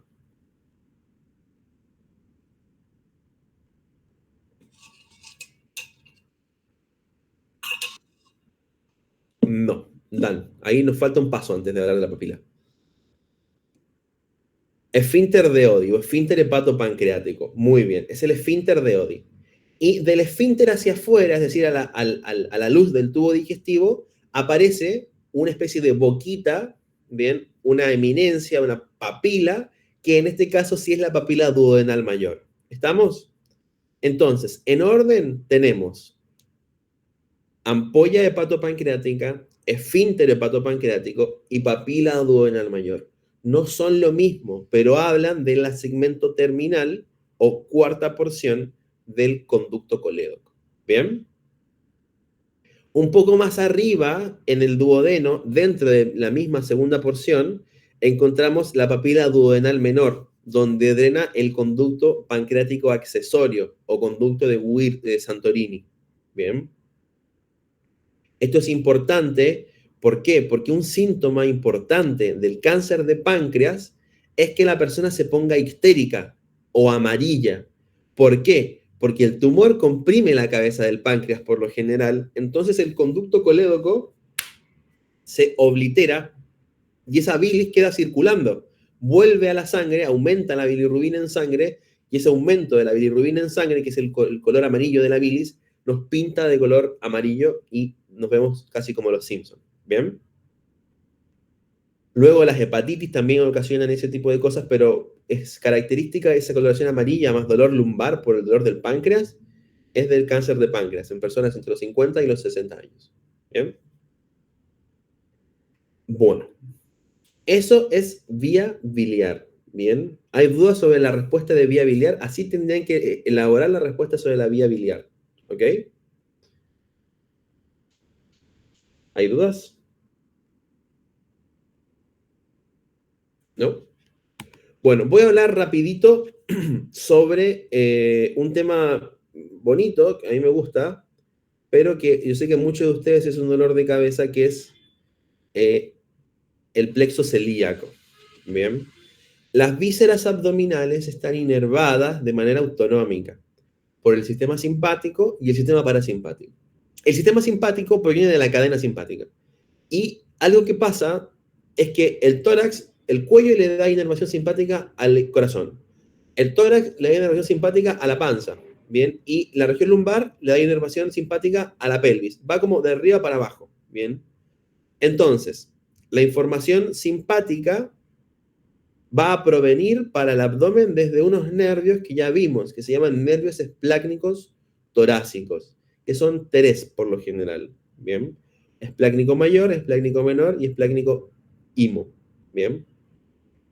Y la información parasimpática va a venir ¿desde dónde? Desde los nervios vagos, vago derecho y vago izquierdo, que ya no se llaman nervios vagos, sino se llaman troncos vagales, anteriores y posteriores. Particularmente el tronco vagal posterior, porque el tronco vagal anterior termina, como dijo una compañera en la clase de ayer, en la curvatura menor del estómago, dando origen a los nervios gástricos anteriores, ¿bien? Que son los nervios de la vagectomía selectiva, ¿bien? Cuando hay reflujo que se resiste a tratarse, se cortan esos nervios. ¿Bien? Bueno, ¿qué sucede con el plexo celíaco entonces? Es un plexo autonómico que tiene ganglios y fibras autonómicas donde a nivel de la región celíaca, que es la que está a nivel de T12L1 sobre la arteria aorta abdominal. Entonces aparece un paradigma de la inervación autonómica que rodea o viaja con las arterias. ¿Bien? Viaja con las arterias. Viaja con las arterias. Este plexo tiene ganglios. Hay dos ganglios semilunares o ganglios celíacos, que son estos que están acá. Bien. Está a este nivel los ganglios mesentéricos y a este nivel los aórtico-renales. El plexo celíaco o el plexo solar, en realidad, se dice que está formado por estos 6 ganglios. 2 semilunares o celíacos, 2 o un ganglio fusionado mesentérico superior y los 2 ganglios aórtico-renales. ¿Bien? Después es que se viene a hablar de otro plexo que está acá abajo, que es el mesentérico inferior, pero lo dibujé para que sepan que todo es continuación, ¿bien? El plexo de arriba es continuación del de abajo, en realidad el de abajo es continuación del de arriba, ¿bien? Entonces, la información que llega a los ganglios es de los dos nervios, pero asesina es de los dos tipos de nervios, simpáticos o parasimpáticos. Pero en el plexo celíaco hacen sinapsis las neuronas simpáticas, ¿bien? Que provienen desde los nervios esplácnicos mayor para casi todos los ganglios, menor para el mesentérico y el renal, y el imo para el renal, ¿bien? Es decir, van en orden de jerarquía, ¿bien? También hay fibras simpáticas que vienen del nervio frénico, por si acaso, frénico derecho, ¿bien? Y las fibras parasimpáticas que vienen del vago no hacen sinapsis y pasan de largo. ¿Cómo se distribuyen estas fibras? A partir de las arterias. Es decir, la arteria gástrica izquierda va a tener un plexo gástrico izquierdo que va a llevar información simpática y parasimpática a la región donde la arteria gástrica izquierda irriga, que todos ustedes tienen que decir al unísono, que es la curvatura menor del estómago en su segmento proximal. Bien, lo mismo pasa con la arteria gástrica derecha, la arteria esplénica, la arteria mesentérica superior, ¿bien? Cada arteria en su adventicia tiene fibras nerviosas, ¿bien? ¿Y qué pasa más abajo? Después del plexo mesentérico superior, viene el plexo intermesentérico. Este plexo le quedan algunas fibras simpáticas y parasimpáticas del plexo celíaco y se suplementa con fibras simpáticas de la cadena simpática lumbar. Entonces se forma el nervio, los nervios esplácnicos lumbares y se forma el ganglio y el plexo de la arteria mesentérica inferior. ¿Que hasta dónde llegan? Hasta el colon izquierdo, hasta el recto. Pero la información parasimpática se agotó. La información parasimpática se agota en el plexo celíaco a nivel de los ganglios aórticos renales. Entonces, la información del nervio vago llega solamente hasta la flexura cólica izquierda. bien, en un punto que se conoce como punto de Cannon-Bone, bien. Es un epónimo para el fisiólogo que encontró que el nervio vago se agota ahí, bien. Después, estas fibras continúan, bajan, y desde la cadena simpática lumbar y lo que nos queda del plexo de la mesentérica inferior, se forma el plexo hipogástrico superior a nivel de L4, bien, justo a nivel de la bifurcación de la aorta. Este plexo hipogástrico es solamente simpático ahora, ya no le quedan fibras parasimpáticas. Y origina dos nervios que bajan a la pelvis que se conocen como nervios hipogástricos. Estos nervios hipogástricos van a bajar en un tabique que está entre los dos uréteres, entre el sacro y el recto. Van a bajar por ahí atrás. Y como son dos, se van a abrir hacia los costados de la pelvis y van a dirigirse a la vaina hipogástrica pélvica, que es una condensación de la fascia pélvica que va a incluir a los vasos hipogástricos o vasos ilíacos internos. ¿Bien? Y va a recibir y va a formar el plexo hipogástrico inferior, que como ya vamos viendo está formado por el nervio hipogástrico, por ramos simpáticos de la cadena simpática sacra y también por ramos parasimpáticos que provienen del plexo sacro, que se conocen como nervios esplácnicos pélvicos o nervios pélvicos o nervi erigenti, bien, nervios erectores. Bien, esa información parasimpática y simpática va a encontrarse en ese plexo y con las arterias de la pelvis va a llegar a los órganos. Bien. ¿Qué pasa con el resto de intestino grueso? ¿Qué pasa con el colon descendente, sigmoides y el recto? Va a recibir información ascendente desde este plexo hipogástrico inferior, de manera parasimpática. Bien. Entonces, lo que le faltaba al plexo hipogástrico, perdón, al plexo mesentérico inferior, que era información parasimpática, está suplementado por información parasimpática del plexo pélvico, hipogástrico inferior, que asciende por el plexo submucoso y mientérico que estudiaron en histología y va a poder llegar a inervar de manera autonómica parasimpática a esos órganos. ¿Estamos? Este es un tema enrevesado, es complejo, pero si tienen estas imágenes, bueno, para estas clases yo he usado casi solo imágenes del Moore y del Gray, ¿bien? El Moore y el Gray. Y si les interesa, me las pueden pedir. ¿Bien? Bueno, aquí vamos a hablar un poquitito sobre los riñones. Un poquitito sobre los riñones. ¿Bien? Como órgano tienen que poder describirlo por completo. Si ustedes ven que el tiempo lo está apretando al cuello, revisen configuración externa, un poquito de configuración interna y las relaciones de los riñones como es cosa básica. Bien, las relaciones de los riñones son de las cosas más importantes que hay. Bien, yo a veces pregunto, como primera pregunta, ¿y relaciones del riñón derecho o del riñón izquierdo? Porque cada uno es distinto. Bien, son órganos macizos, retroperitoneales primarios, bien, órganos del aparato urinario que tienen la función de formar orina y también tienen función de regular el medio interno, ¿bien? Se encargan de mantener la sangre en un pH estable y un montón de otras cosas bastante divertidas que van a estudiar el próximo año. Están en la región lumbar, están atrás, ¿bien? Están atrás, están entre las últimas costillas y el cuadrado lumbar, ¿bien? En un espacio que se conoce como lecho renal, metidos en una grasa de lo que se conoce como celda renal. Bien, de la celda renal. La celda renal constituye las relaciones inmediatas del riñón. En cambio, cuando les pregunto relaciones del riñón y me dicen el colon, la suprarrenal, etcétera, etcétera, son relaciones mediatas del riñón, ¿bien? Porque están por fuera de la celda renal, ¿bien? La celda renal son fascias del retroperitoneo que se encargan de cerrar al riñón, porque como órgano tan importante y órgano vital que es, si el riñón pierde temperatura o pierde protección, estamos en el horno. Entonces hay mucha grasa alrededor de los riñones. Inclusive un indicador de malnutrición severa en personas o de estados de caquexia severa es con una ecografía o una tomografía mirar la cantidad de grasa perirrenal y si hay muy poca es un factor de mal pronóstico, porque esa es la última grasa que se pierde cuando el cuerpo se consume a sí mismo. ¿Bien?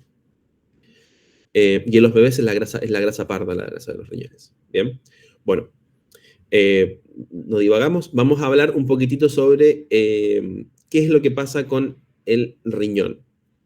El riñón tiene en su configuración interna estas estructuras. ¿Saben cómo se llaman?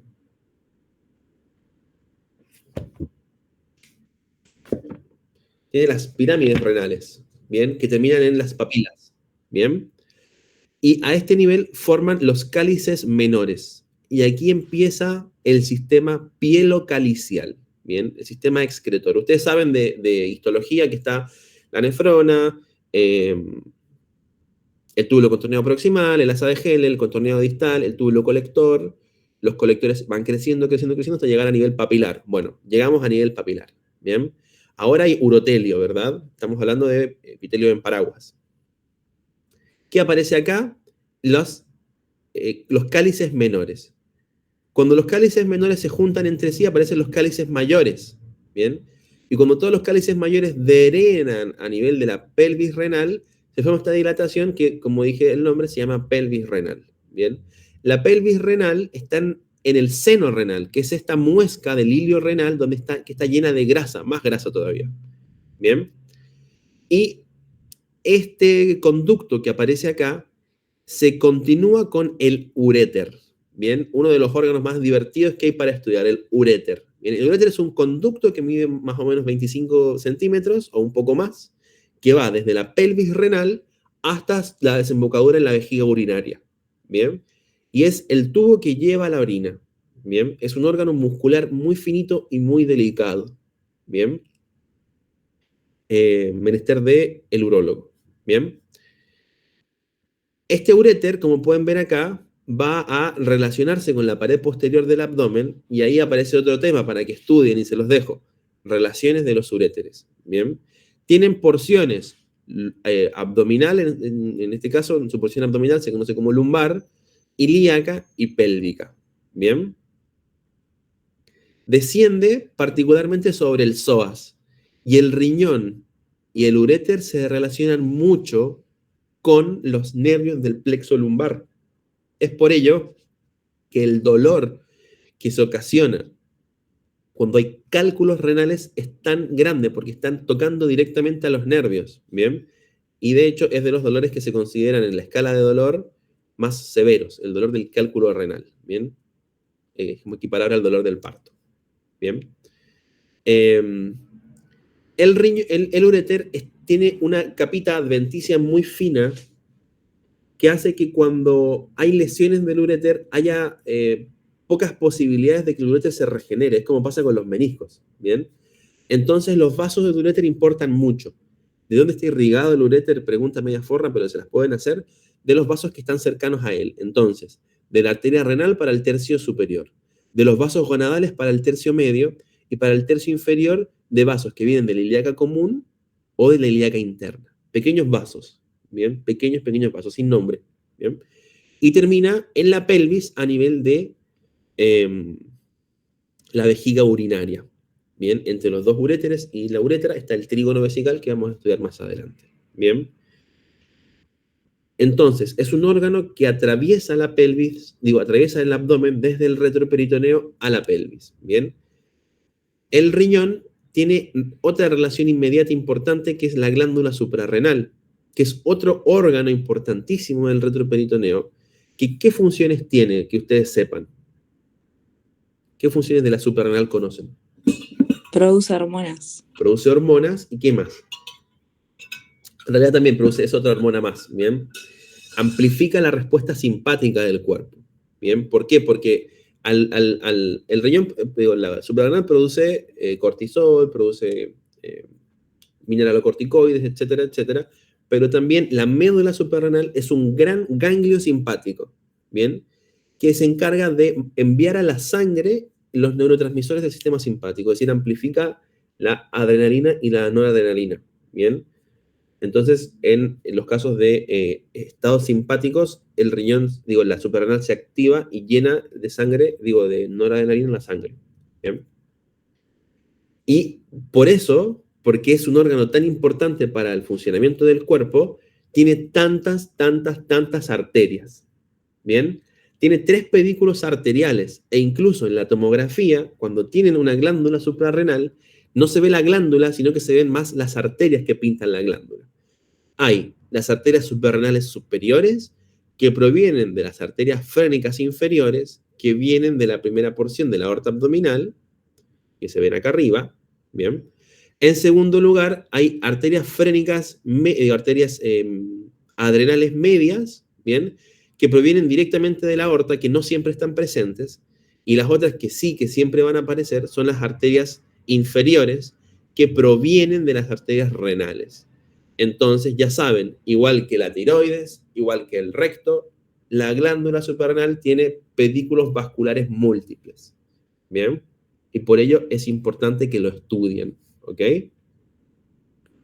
Voy a compartirles una pequeña imagen porque es típico tema de pregunta que les hagan revisar esto. Miren. ¿Dónde está la glándula suprarrenal? Típica pregunta de examen. ¿Dónde aparece la glándula suprarrenal? Acá.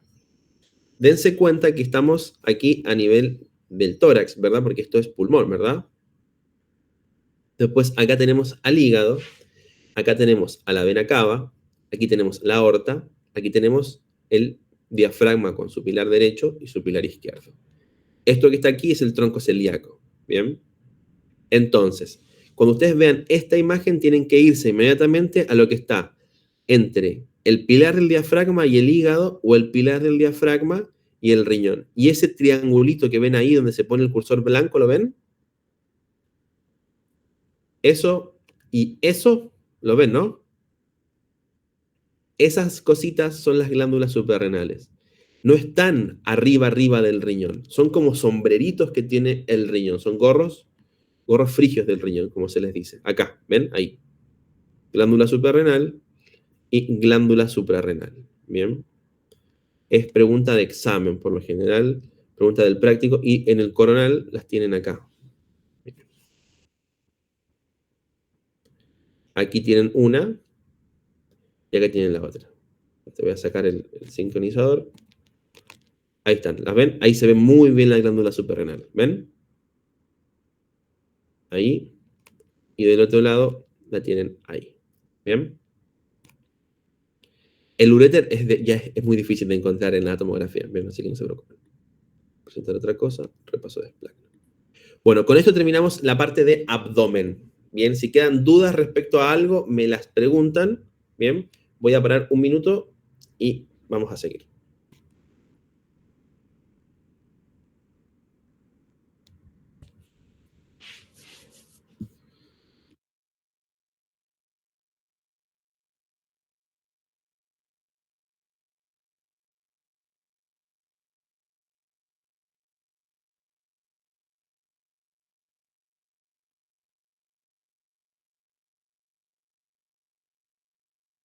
¿Hay dudas de algún tema?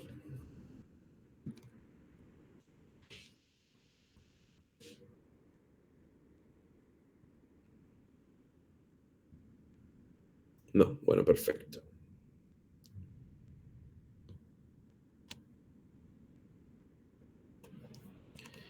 Bueno, en honor al tiempo, vamos a ver pelvis de manera sintética. Les puse cuántas diapos de pelvis. 13 diapos o 14 diapos de pelvis, así que no es tanto. Bien. Justo me equivoqué acá. Un segundo. Porque después si les voy a pasar las diapositivas.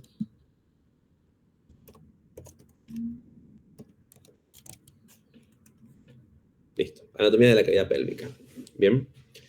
Bueno, la pelvis es el último bastión de la cavidad abdominopélvica. Es también el último bastión que ustedes estudian cuando están viendo esplagno y es lo que menos estudian o a veces lo que menos saben.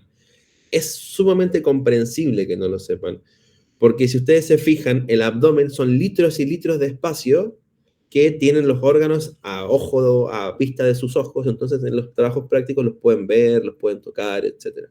Pero en cambio la pelvis, una pelvis humana, no tiene más volumen quizás que esta cartuchera que está acá, ¿bien? Y tiene un montón de órganos y estructuras que son bastante complicadas. Entonces, para que sepan, la pelvis está entre la abertura pélvica superior y la abertura pélvica inferior. Eso a nivel proyectivo. Ese es el límite teórico de la cavidad abdominal versus la cavidad pélvica. Es decir, yo separo la cavidad abdominal a nivel de la abertura superior de la pelvis. Bien, eso es importante que ustedes lo sepan. Y ya lo saben de locomotor. Tenemos el promontorio sacro, tenemos el ala del sacro, tenemos la articulación sacroilíaca, tenemos la línea arqueada, tenemos el pecten del pubis, el tubérculo púbico y la rama púbica hasta llegar a la sínfisis pubiana y damos la vuelta. Ese es el límite que todos conocemos. Pero el límite real de la cavidad abdominal versus la pélvica está dado por la reflexión que tiene el peritoneo. Entonces, decimos, todo lo que está pasada la reflexión peritoneal es cavidad pélvica. Y hablamos del espacio pélvico subperitoneal. ¿Bien? Es decir, la vejiga, pélvico, es presubperitoneal. El recto es pelvis subperitoneal. Ya no es retroperitoneal, sino que es subperitoneal. Lo mismo pasa con la próstata, lo mismo pasa con el útero y el cuello del útero. Bien. Cosa especial pasa con el ovario, que lo vamos a ver más adelante, que es un órgano que está libre en la cavidad peritoneal, pero está levantado o suspendido por sus medios de fijación. Bien. En la pelvis vamos a encontrar diferencias, obviamente, por el dimorfismo sexual y por los órganos genitales internos. Bien. A nivel masculino, ustedes saben que la pelvis tiene dos compartimientos viscerales, uno anterior, vésico-prostático, y uno posterior, rectal. Bien. En cambio, la pelvis femenina tiene un compartimiento anterior, vesical, un compartimiento medio, uterino, y un compartimiento posterior, que es el rectal. Bien. Ahora, les voy a poner esta imagen para que ustedes, a ver si enganchan alguna estructura de esta imagen. Vamos a ver. Bueno, aquí dice cavidad pélvica laparoscópica. ¿Es una pelvis femenina o es una pelvis masculina? ¿Qué me pueden decir? Idealmente díganlo por micrófono porque no veo el chat ahora.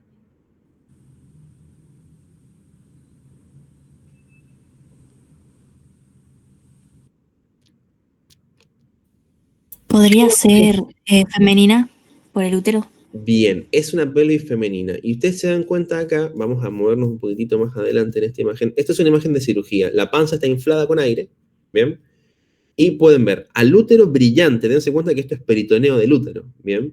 Ven acá estructuras que vienen del útero, acá como una especie de codito que tiene el útero y hace que esté apoyado así, ¿bien? Y atrás del útero aparece esta grasa. Y adelante del útero aparece esa bolsa que está como medio vacía porque estamos en cirugía, la persona tiene una sonda. ¿Dónde? En la vejiga. Entonces la pelvis femenina se ve así, ¿bien? Y si se dan cuenta, ¿ven esa línea que está acá? Esa es la línea arqueada de la pelvis, ¿bien? Para que se den cuenta que al final estas cosas aparecen y se pueden ver en el sujeto vivo, ¿bien? Aquí a nivel posterior estamos viendo al colon sigmoides con la grasa del mesocolon sigmoides y el colon va a ir bajando hasta llegar a formarse el recto, ¿bien? Acá podemos ver a este nivel de la pelvis femenina qué estructura. A ver si alguien se antoja a decir qué estructura es esa. Las trompas de Falopio puede ser. Piensa que acá no estamos yendo hacia adelante, estamos saliendo como de la pelvis, estamos yendo hacia allá. ¿Ligamento redondo? Claro. Exacto, es el ligamento redondo. El codito que yo decía donde la pelvis estaba, el útero estaba acostado así, el codo este, ese sí es la trompa. Mira, vamos a volver un poquito. Esta es la trompa, ¿ves? Claro, sí, sí. Y este es el ligamento redondo del útero. ¿Y esto que aparece acá qué es? Que lo vimos hace un rato. El conducto inguinal. Exacto, es el anillo inguinal profundo. Bien, del conducto inguinal. Bien, Jonathan. Bien, o Johan, perdón, Johan. Bien. Así que, bueno, en este procedimiento lo que se está haciendo es una exploración pélvica. Ven los vasos sanguíneos de la pared, ven al peritoneo. Eso amarillo es la grasa preperitoneal. Bien. Ven la pared del abdomen. Y acá, a través de movilización por un movilizador uterino que está insertado a través de la vagina, van a hacer lo siguiente, miren. ¿Qué apareció? Los ovarios. Aparecen los ovarios. Se ven como amígdalas con amigdalitis, ¿no? Parecen, porque se ven blanquitas, bien, y redonditas. Acá abajo, ¿qué estamos viendo acá al fondo? Que es muy importante. El fondo de saco de Douglas. El fondo de saco, exacto, rectouterino, fondo de saco de Douglas. Bien, vean cómo se puede movilizar. Entonces se dan cuenta que la cavidad abdominal se mete en la cavidad pélvica. Bien, porque el peritoneo llega hasta aquí abajo. Bien, a nivel del fondo de saco rectouterino. Ahora bien, acá podemos ver un montón de cosas que les van a preguntar en el examen a ustedes. Pensemos, ¿cuáles son las porciones del útero que están viendo a este nivel? Son dos particularmente. Esta, que se llama fondo uterino, y esto que se llama cuerno uterino. Esta es la trompa uterina, bien, la trompa, que se abre a nivel de la ampolla, ¿se dan cuenta, no? Bien, y acá tenemos medios de fijación tanto del ovario como del útero. Bien, vamos a venir acá y acá se ve todo, absolutamente todo. Miren, déjame venir a ver acá. Acá. Esta es la trompa, ¿verdad? Esta es la fimbria, ¿ven? Esa es la fimbria de la trompa uterina. Este es el ovario. ¿Cómo se llama este ligamento que está acá, que se los van a preguntar a ustedes? Ligamento. ¿El propio del ovario? Exacto, propio del ovario, útero ovárico. Bien, útero ovárico. Bien. Por otra parte, a este nivel está la trompa. Y si nosotros llegamos a movilizar, a ver si se llega a mover lo suficiente. Momento, a ver. Acá. Aquí atrás aparece esta estructura que viene desde atrás, desde el retroperitoneo, y va a bajar como para ir al ovario. ¿Qué es?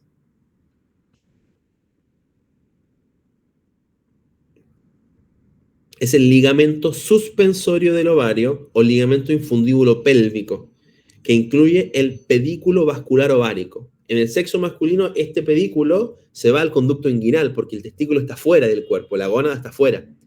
En cambio, en el sexo femenino, la gónada, el ovario, está adentro, entonces tiene a este pedículo que está adentro y va a pasar por detrás de la trompa. Bien, sepan que a este nivel, ven acá, se forman repliegues peritoneales que rodean la trompa y rodean el ovario, que se conocen como mesosalpinx y mesoovario. Bien.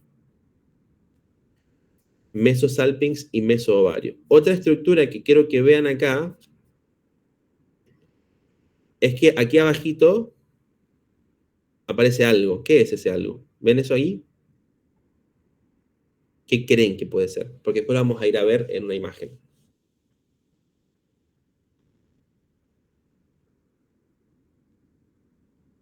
Eso que está ahí es el uréter, que se está viendo por transparencia, yendo desde el retroperitoneo a buscar el paramétreo, pasar por debajo del ligamento ancho y llegar hacia la vejiga. ¿Bien? Y por último, otro ligamento que ustedes pueden llegar a ver acá, y en los preparados lo pueden ver, si el útero lo tiran para adelante y el recto para atrás, van a sentir una tensión, que es esta que está acá, que es el ligamento útero sacro. ¿Bien?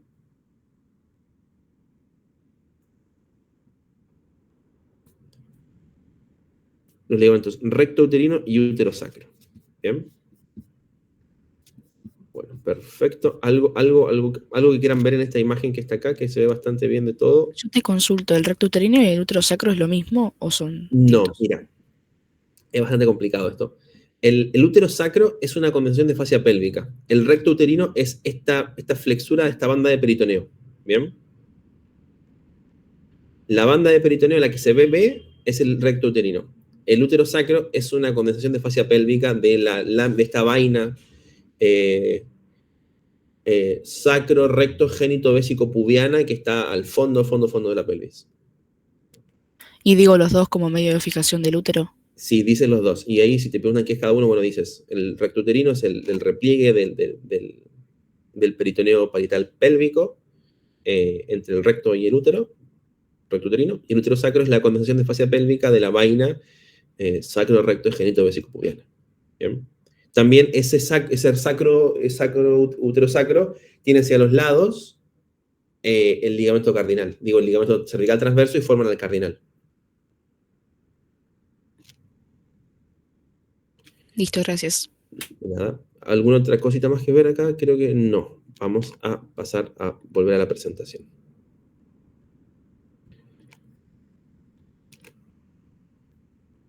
Voy a buscar acá. Bueno, ya visto estos límites, vemos que en el sujeto masculino hay solamente dos compartimientos y un fondo de saco. Tenemos el recto, el estrecho superior de la pelvis y la vejiga depresionada. Bien. Y hacia inferior, la pelvis tiene los límites que ya vimos en locomotor. Tenemos la abertura pélvica inferior, que es un límite osteoligamentario que está entre el coxis, el ligamento sacrotuberoso, la rama isquiopubiana y la sínfisis del pubis. Este límite inferior está cerrado por el músculo diafragma pélvico, ¿bien? Que es el último punto de la pelvis donde se insertan por afuera los músculos del periné, ¿bien? Porque el periné tiene los mismos límites que el estrecho inferior de la pelvis, ¿bien? ¿Y por qué lo dividimos en dos? Porque a nivel anterior, está el espacio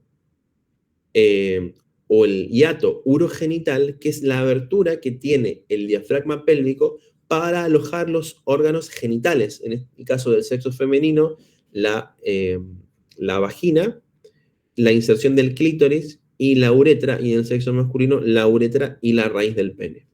¿Bien? Siguiendo a nivel medio, tenemos el cuerpo perineal, que es una condensación de los músculos del periné y del diafragma pélvico, y atrás tenemos al triángulo o el espacio anorrectal, donde va a aparecer el ano, ¿bien? Y a los laterales todos los músculos del diafragma pélvico que tienen que saber esta clasificación. Tenemos al elevador del ano, pubo rectal, pubo coccigio y iliococcigio, que son los fascículos, y el músculo coccigio que cierra y cubre al ligamento sacroespinoso, ¿bien? Entonces va como que a colimitar al foramen ciático mayor. Acá ya nos mezclamos con todo. Aquí mezclamos abdomen, pelvis, mezclamos todo. ¿Bien? Sepan estas diferencias y estas cosas importantes a nivel de la descripción del periné. Sepan en estas dos divisiones y sepan que a nivel masculino el hiato urogenital está cerrado y a nivel femenino se encuentra abierto. ¿Bien? Y ¿quién limita este plano medio entre las tuberosidades isquiáticas? Los músculos transversos del periné. Bien, dense cuenta cómo los músculos bulbos del vestíbulo están abiertos y en este caso los músculos bulboesponjosos del pene se encuentran cerrados a nivel del rafe. Bien, otra estructura que se encuentra fijada al periné son los músculos esfínteres externos, particularmente el esfínter externo del ano, y el esfínter externo de la uretra es variable, puesto que en el sexo femenino es un músculo que está o degenerado o no está. Bien. Esta es otra imagen topográfica de los genitales externos a nivel del periné del sexo masculino. Y dense cuenta cómo quedan los testículos, a pesar de que ustedes sepan que el testículo y el escroto constituye el genital externo, pero el testículo es un genital interno, porque está relacionado con las gónadas, que son parte interna del organismo. Lo mismo a nivel femenino, las diferencias y la topografía que hay proyectada entre las tuberosidades isquiáticas y los triángulos anorrectal y urogenital. ¿Bien? Les traigo temas sueltos de pelvis porque en pelvis ahí tienen que agarrarse de donde puedan. Así que vamos a ver temitas. ¿Bien? En este caso les traje una imagen del recto para comentarles que es uno de estos órganos que tienen que saber hacer la irrigación porque es triple. ¿Bien? El recto tiene una arteria rectal superior, dos arterias rectales medias y dos arterias rectales inferiores. La arteria rectal superior se va a dividir en una rama anterior y una posterior, o izquierda y derecha, ¿bien? Y va a provenir de la arteria aorta, ¿bien? En vía o a través de la arteria mesentérica inferior, ¿bien? Arteria mesentérica inferior. Aorta, mesentérica inferior, arteria rectal. En cambio, la arteria rectal media es una rama colateral inconstante de la arteria hipogástrica o arteria ilíaca interna, bien, de una de las ramas viscerales de la ilíaca interna. Y por último, la arteria rectal inferior, que es la arteria que irriga también al ano, es la arteria pudenda interna, que es otra rama de la arteria ilíaca interna, ¿bien? Que se origina como una de sus ramas terminales y está por fuera de la pelvis. Irriga el recto desde el periné, ¿bien? Que se encuentran en la fosa isquioanal. Bien, eso lo tienen que poder decir. Y a nivel del drenaje venoso, ya saben, rectal superior a la vena porta y las demás a la vena ilíaca interna. Bien, ese tema tienen que poder describirlo. Ahora bien, tenemos este otro tema clásico de esplagnología, que es descripción de la vía espermática. ¿Cómo hacen los espermatozoides para llegar desde su punto de origen a su punto final del organismo a nivel del pene? En este caso, ¿cómo arrancamos? ¿O cómo arrancarían ustedes a describir? A nivel del testículo están los túbulos seminíferos. Bien, túbulos seminíferos. Después llegamos a la red de testis y pasamos a los conductos eferentes. Conductillos eferentes, con E, eferentes. Estos van al epidídimo. El epidídimo tiene una cabeza, un cuerpo y una cola, al cual se da la vuelta y ascienden y forman el conducto deferente, con D de dedo, ¿bien? Conducto deferente. El conducto deferente tiene varias porciones, una escrotal, una funicular, una inguinal, que la tienen acá, otra ilíaca y otra pélvica, ¿bien? Y cuando llega a la pelvis masculina, va a ingresar a la próstata desde su cara posterolateral.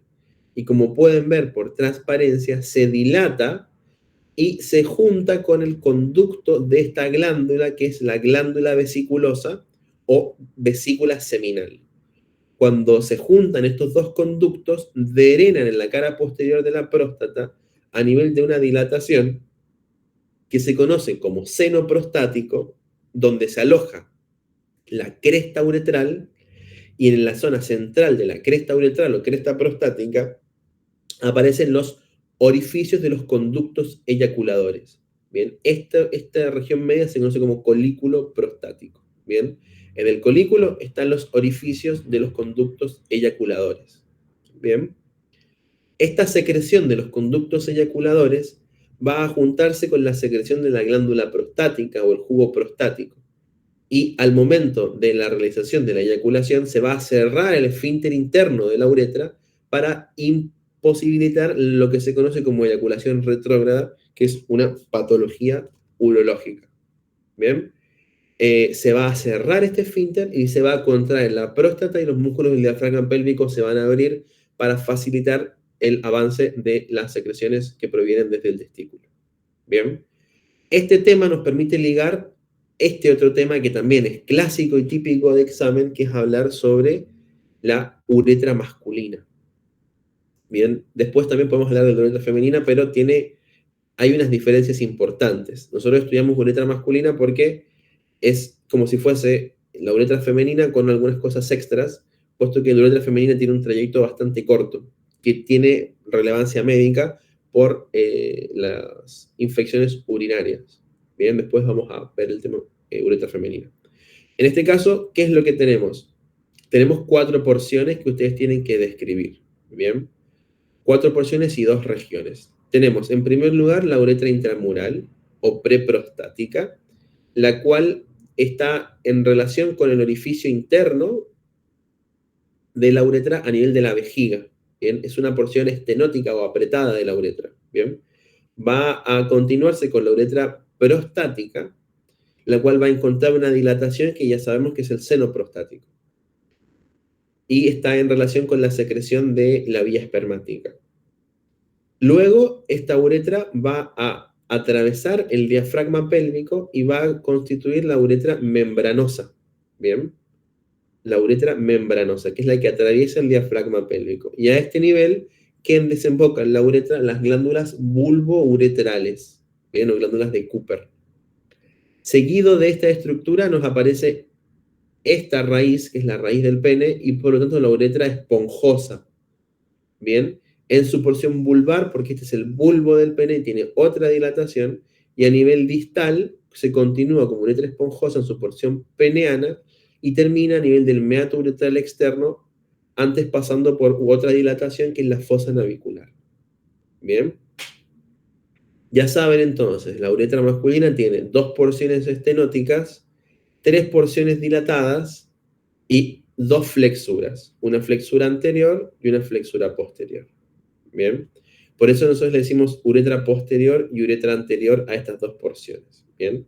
Lo que está dentro del cuerpo hasta el diafragma pélvico, que es vertical, y luego esta segunda parte que es sagital y luego vuelve a ser vertical según el estado de flacidez del pene. Bien. Sepan este speech como lo fui dando y yo creo que no van a tener problemas a la hora del examen. Bien. Esto no. ¿Hay alguna duda hasta el momento?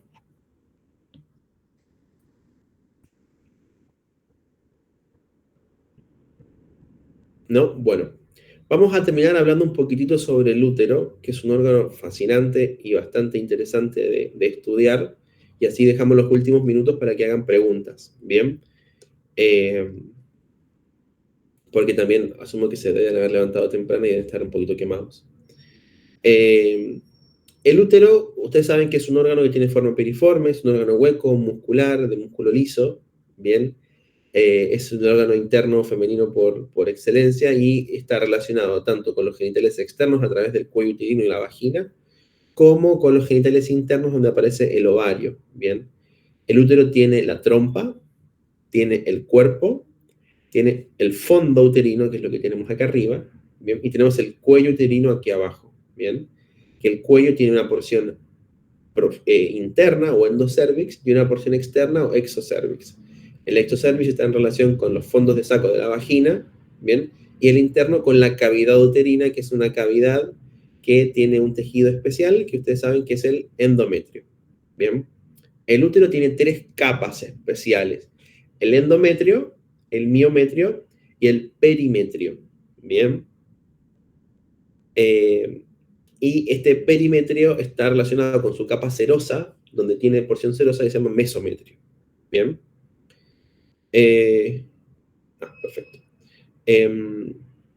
Como medios de fijación del útero, ustedes ya pudimos reconocer el ligamento ancho como estructura fundamental a la hora de fijar el útero al cuerpo. ¿Bien? ¿Qué es el ligamento ancho? Es la lámina de peritoneo que va a cubrir la pelvis y por lo tanto va a dejar al útero cubierto por ella. Bien, ese es el ligamento ancho del útero. Luego, a nivel del resto de estructuras, vamos a encontrar que donde el ligamento ancho tiene su punto más superior, que es a nivel de la trompa y del fondo uterino, se desprenden varias aletas, ¿bien? A saber, hacia anterior habíamos dicho que teníamos el ligamento redondo del útero, ¿bien? Y hacia atrás teníamos a los ligamentos de la trompa, al mesosalpinx, ¿bien? Y al mesoovario. Luego, a nivel inferior, a nivel del cuello uterino, tenemos otros medios de fijación. El cuello uterino por fuera está fijado, como habíamos dicho, por condensaciones de la fascia pélvica y por lo tanto teníamos el ligamento cardinal. Y hacia posterior había un ligamento del peritoneo también, que era el ligamento recto uterino. Bien.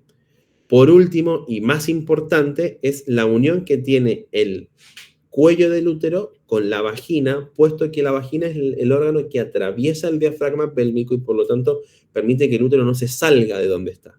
Entonces, el medio de fijación del útero más importante es la unión cérvico-vaginal. ¿Por qué? Porque va a estar en contacto con el diafragma pélvico a través de una serie de ligamentos. La trompa uterina se abre a forma con la fimbria para poder encontrarse con el ovario, el cual ya vimos que está fijado por varios ligamentos: el suspensorio, el propio, el tubo ovárico, el mesovario, bueno, son esos 4. Y esos 4 importantes son los ligamentos del ovario. Y el ovario, como dato importante, se encuentra flotando en la cavidad peritoneal, lo cual puede permitir que existan fecundaciones libres en la cavidad peritoneal que no implanten en la cavidad uterina y que ocasionen embarazos ectópicos en lugares random o aleatorios, como pueden ser el peritoneo, la vejiga o el hígado, ¿bien? Y que obviamente no pueden llegar a término y son bastante severos en complicaciones para la madre, ¿bien? Por otra parte, deben saber que el útero, ¿bien?, está irrigado por una rama de la arteria ilíaca interna que es la arteria uterina. La arteria uterina, como pueden verlo acá, está anastomosada con un montón de sistemas vasculares. Los dos más importantes son el de la arteria ovárica, que viene desde la aorta abdominal a nivel del retroperitoneo, e irriga el ovario, irriga la trompa y se forma una arcada, ¿bien?, con la arteria uterina. ¿Bien? Con la arteria uterina. ¿Bien? Luego, la arteria uterina va a dar una rama descendente que se va a anastomosar con la arteria vaginal y van a proveer la irrigación de esta región de la unión del cérvix, ¿bien? Y entre la arteria uterina y la arteria vaginal a nivel del parametrio va a pasar el uréter. Dato y pregunta clásica de examen. ¿Qué es el parametrio? Es el tejido conectivo que rodea la base del ligamento ancho. Es parte de condensaciones de grasa pélvica, por donde va a pasar, en este caso, el uréter desde atrás y la arteria uterina por arriba y por debajo de la arteria vaginal. Es un puente que se le hace al uréter, ¿bien? Y tienen que poder reconocerlo. Del mismo modo que los uréteres se relacionan con las arterias ilíacas en la ley de Luschka, bueno, pasa lo mismo acá, ¿bien? Y tanto la arteria uterina como la arteria vaginal son ramas de la arteria ilíaca interna. Bien, dato importante que tienen que reconocer. Bien, por otro lado, la arteria ovárica, y existe una serie de comunicaciones, esto para la gente de Cátedra 1, entre los sistemas vasculares, ahora lo repito, entre los sistemas vasculares de la pelvis. Entonces, el flujo uterino no se va a ver alterado a pesar de que yo, por ejemplo, cierre el paso de sangre de la arteria ilíaca interna, porque existen muchas comunicaciones entre las ramas que están por fuera de esta arteria. El dato que estaba diciendo es que a nivel del parametrio, el uréter se relaciona con la arteria uterina. La arteria uterina pasa por arriba del uréter, lo cruza por arriba, porque el uréter va pasando desde atrás hacia adelante, entonces la arteria uterina pasa por el lado, viene desde el lado, el uréter viene por acá y la arteria lo pasa por encima. Ese cruce es importante, porque cuando se va a sacar el útero en un procedimiento quirúrgico, un daño que uno no busca hacer, por lo que les dije del uréter antes, es tocar el uréter. Y por lo tanto es importante hacer la disección anatómica del uréter antes de ir a ligar la arteria uterina cuando se saca el útero. ¿Bien? Porque si no, hay muchos problemas, tengo que llamar al cirujano urólogo que se encargue de hacer la anastomosis del uréter. ¿Bien? Es lo mismo que pasa cuando se corta la vía biliar. Es complicado. ¿Bien? Bueno, chicos, la verdad que en honor al tiempo de ustedes y el tiempo mío, si hay dudas, las respondo sin problema. Pero yo dentro de poquito me tengo que ir al trabajo. Espero que les haya servido. No sé si las chicas del Torrente quieren comentar algo antes de... Pero les agradezco a todos por estar, por quedarse hasta prácticamente el final de la reunión. Espero que les haya servido y les haya gustado la clase. Les dejo estos datos que les había tirado la otra clase. Me quedo chueca la diapositiva. Que les había tirado la otra clase. En caso de que necesiten algo, me consultan y, bueno, gracias a la gente del Torrente también.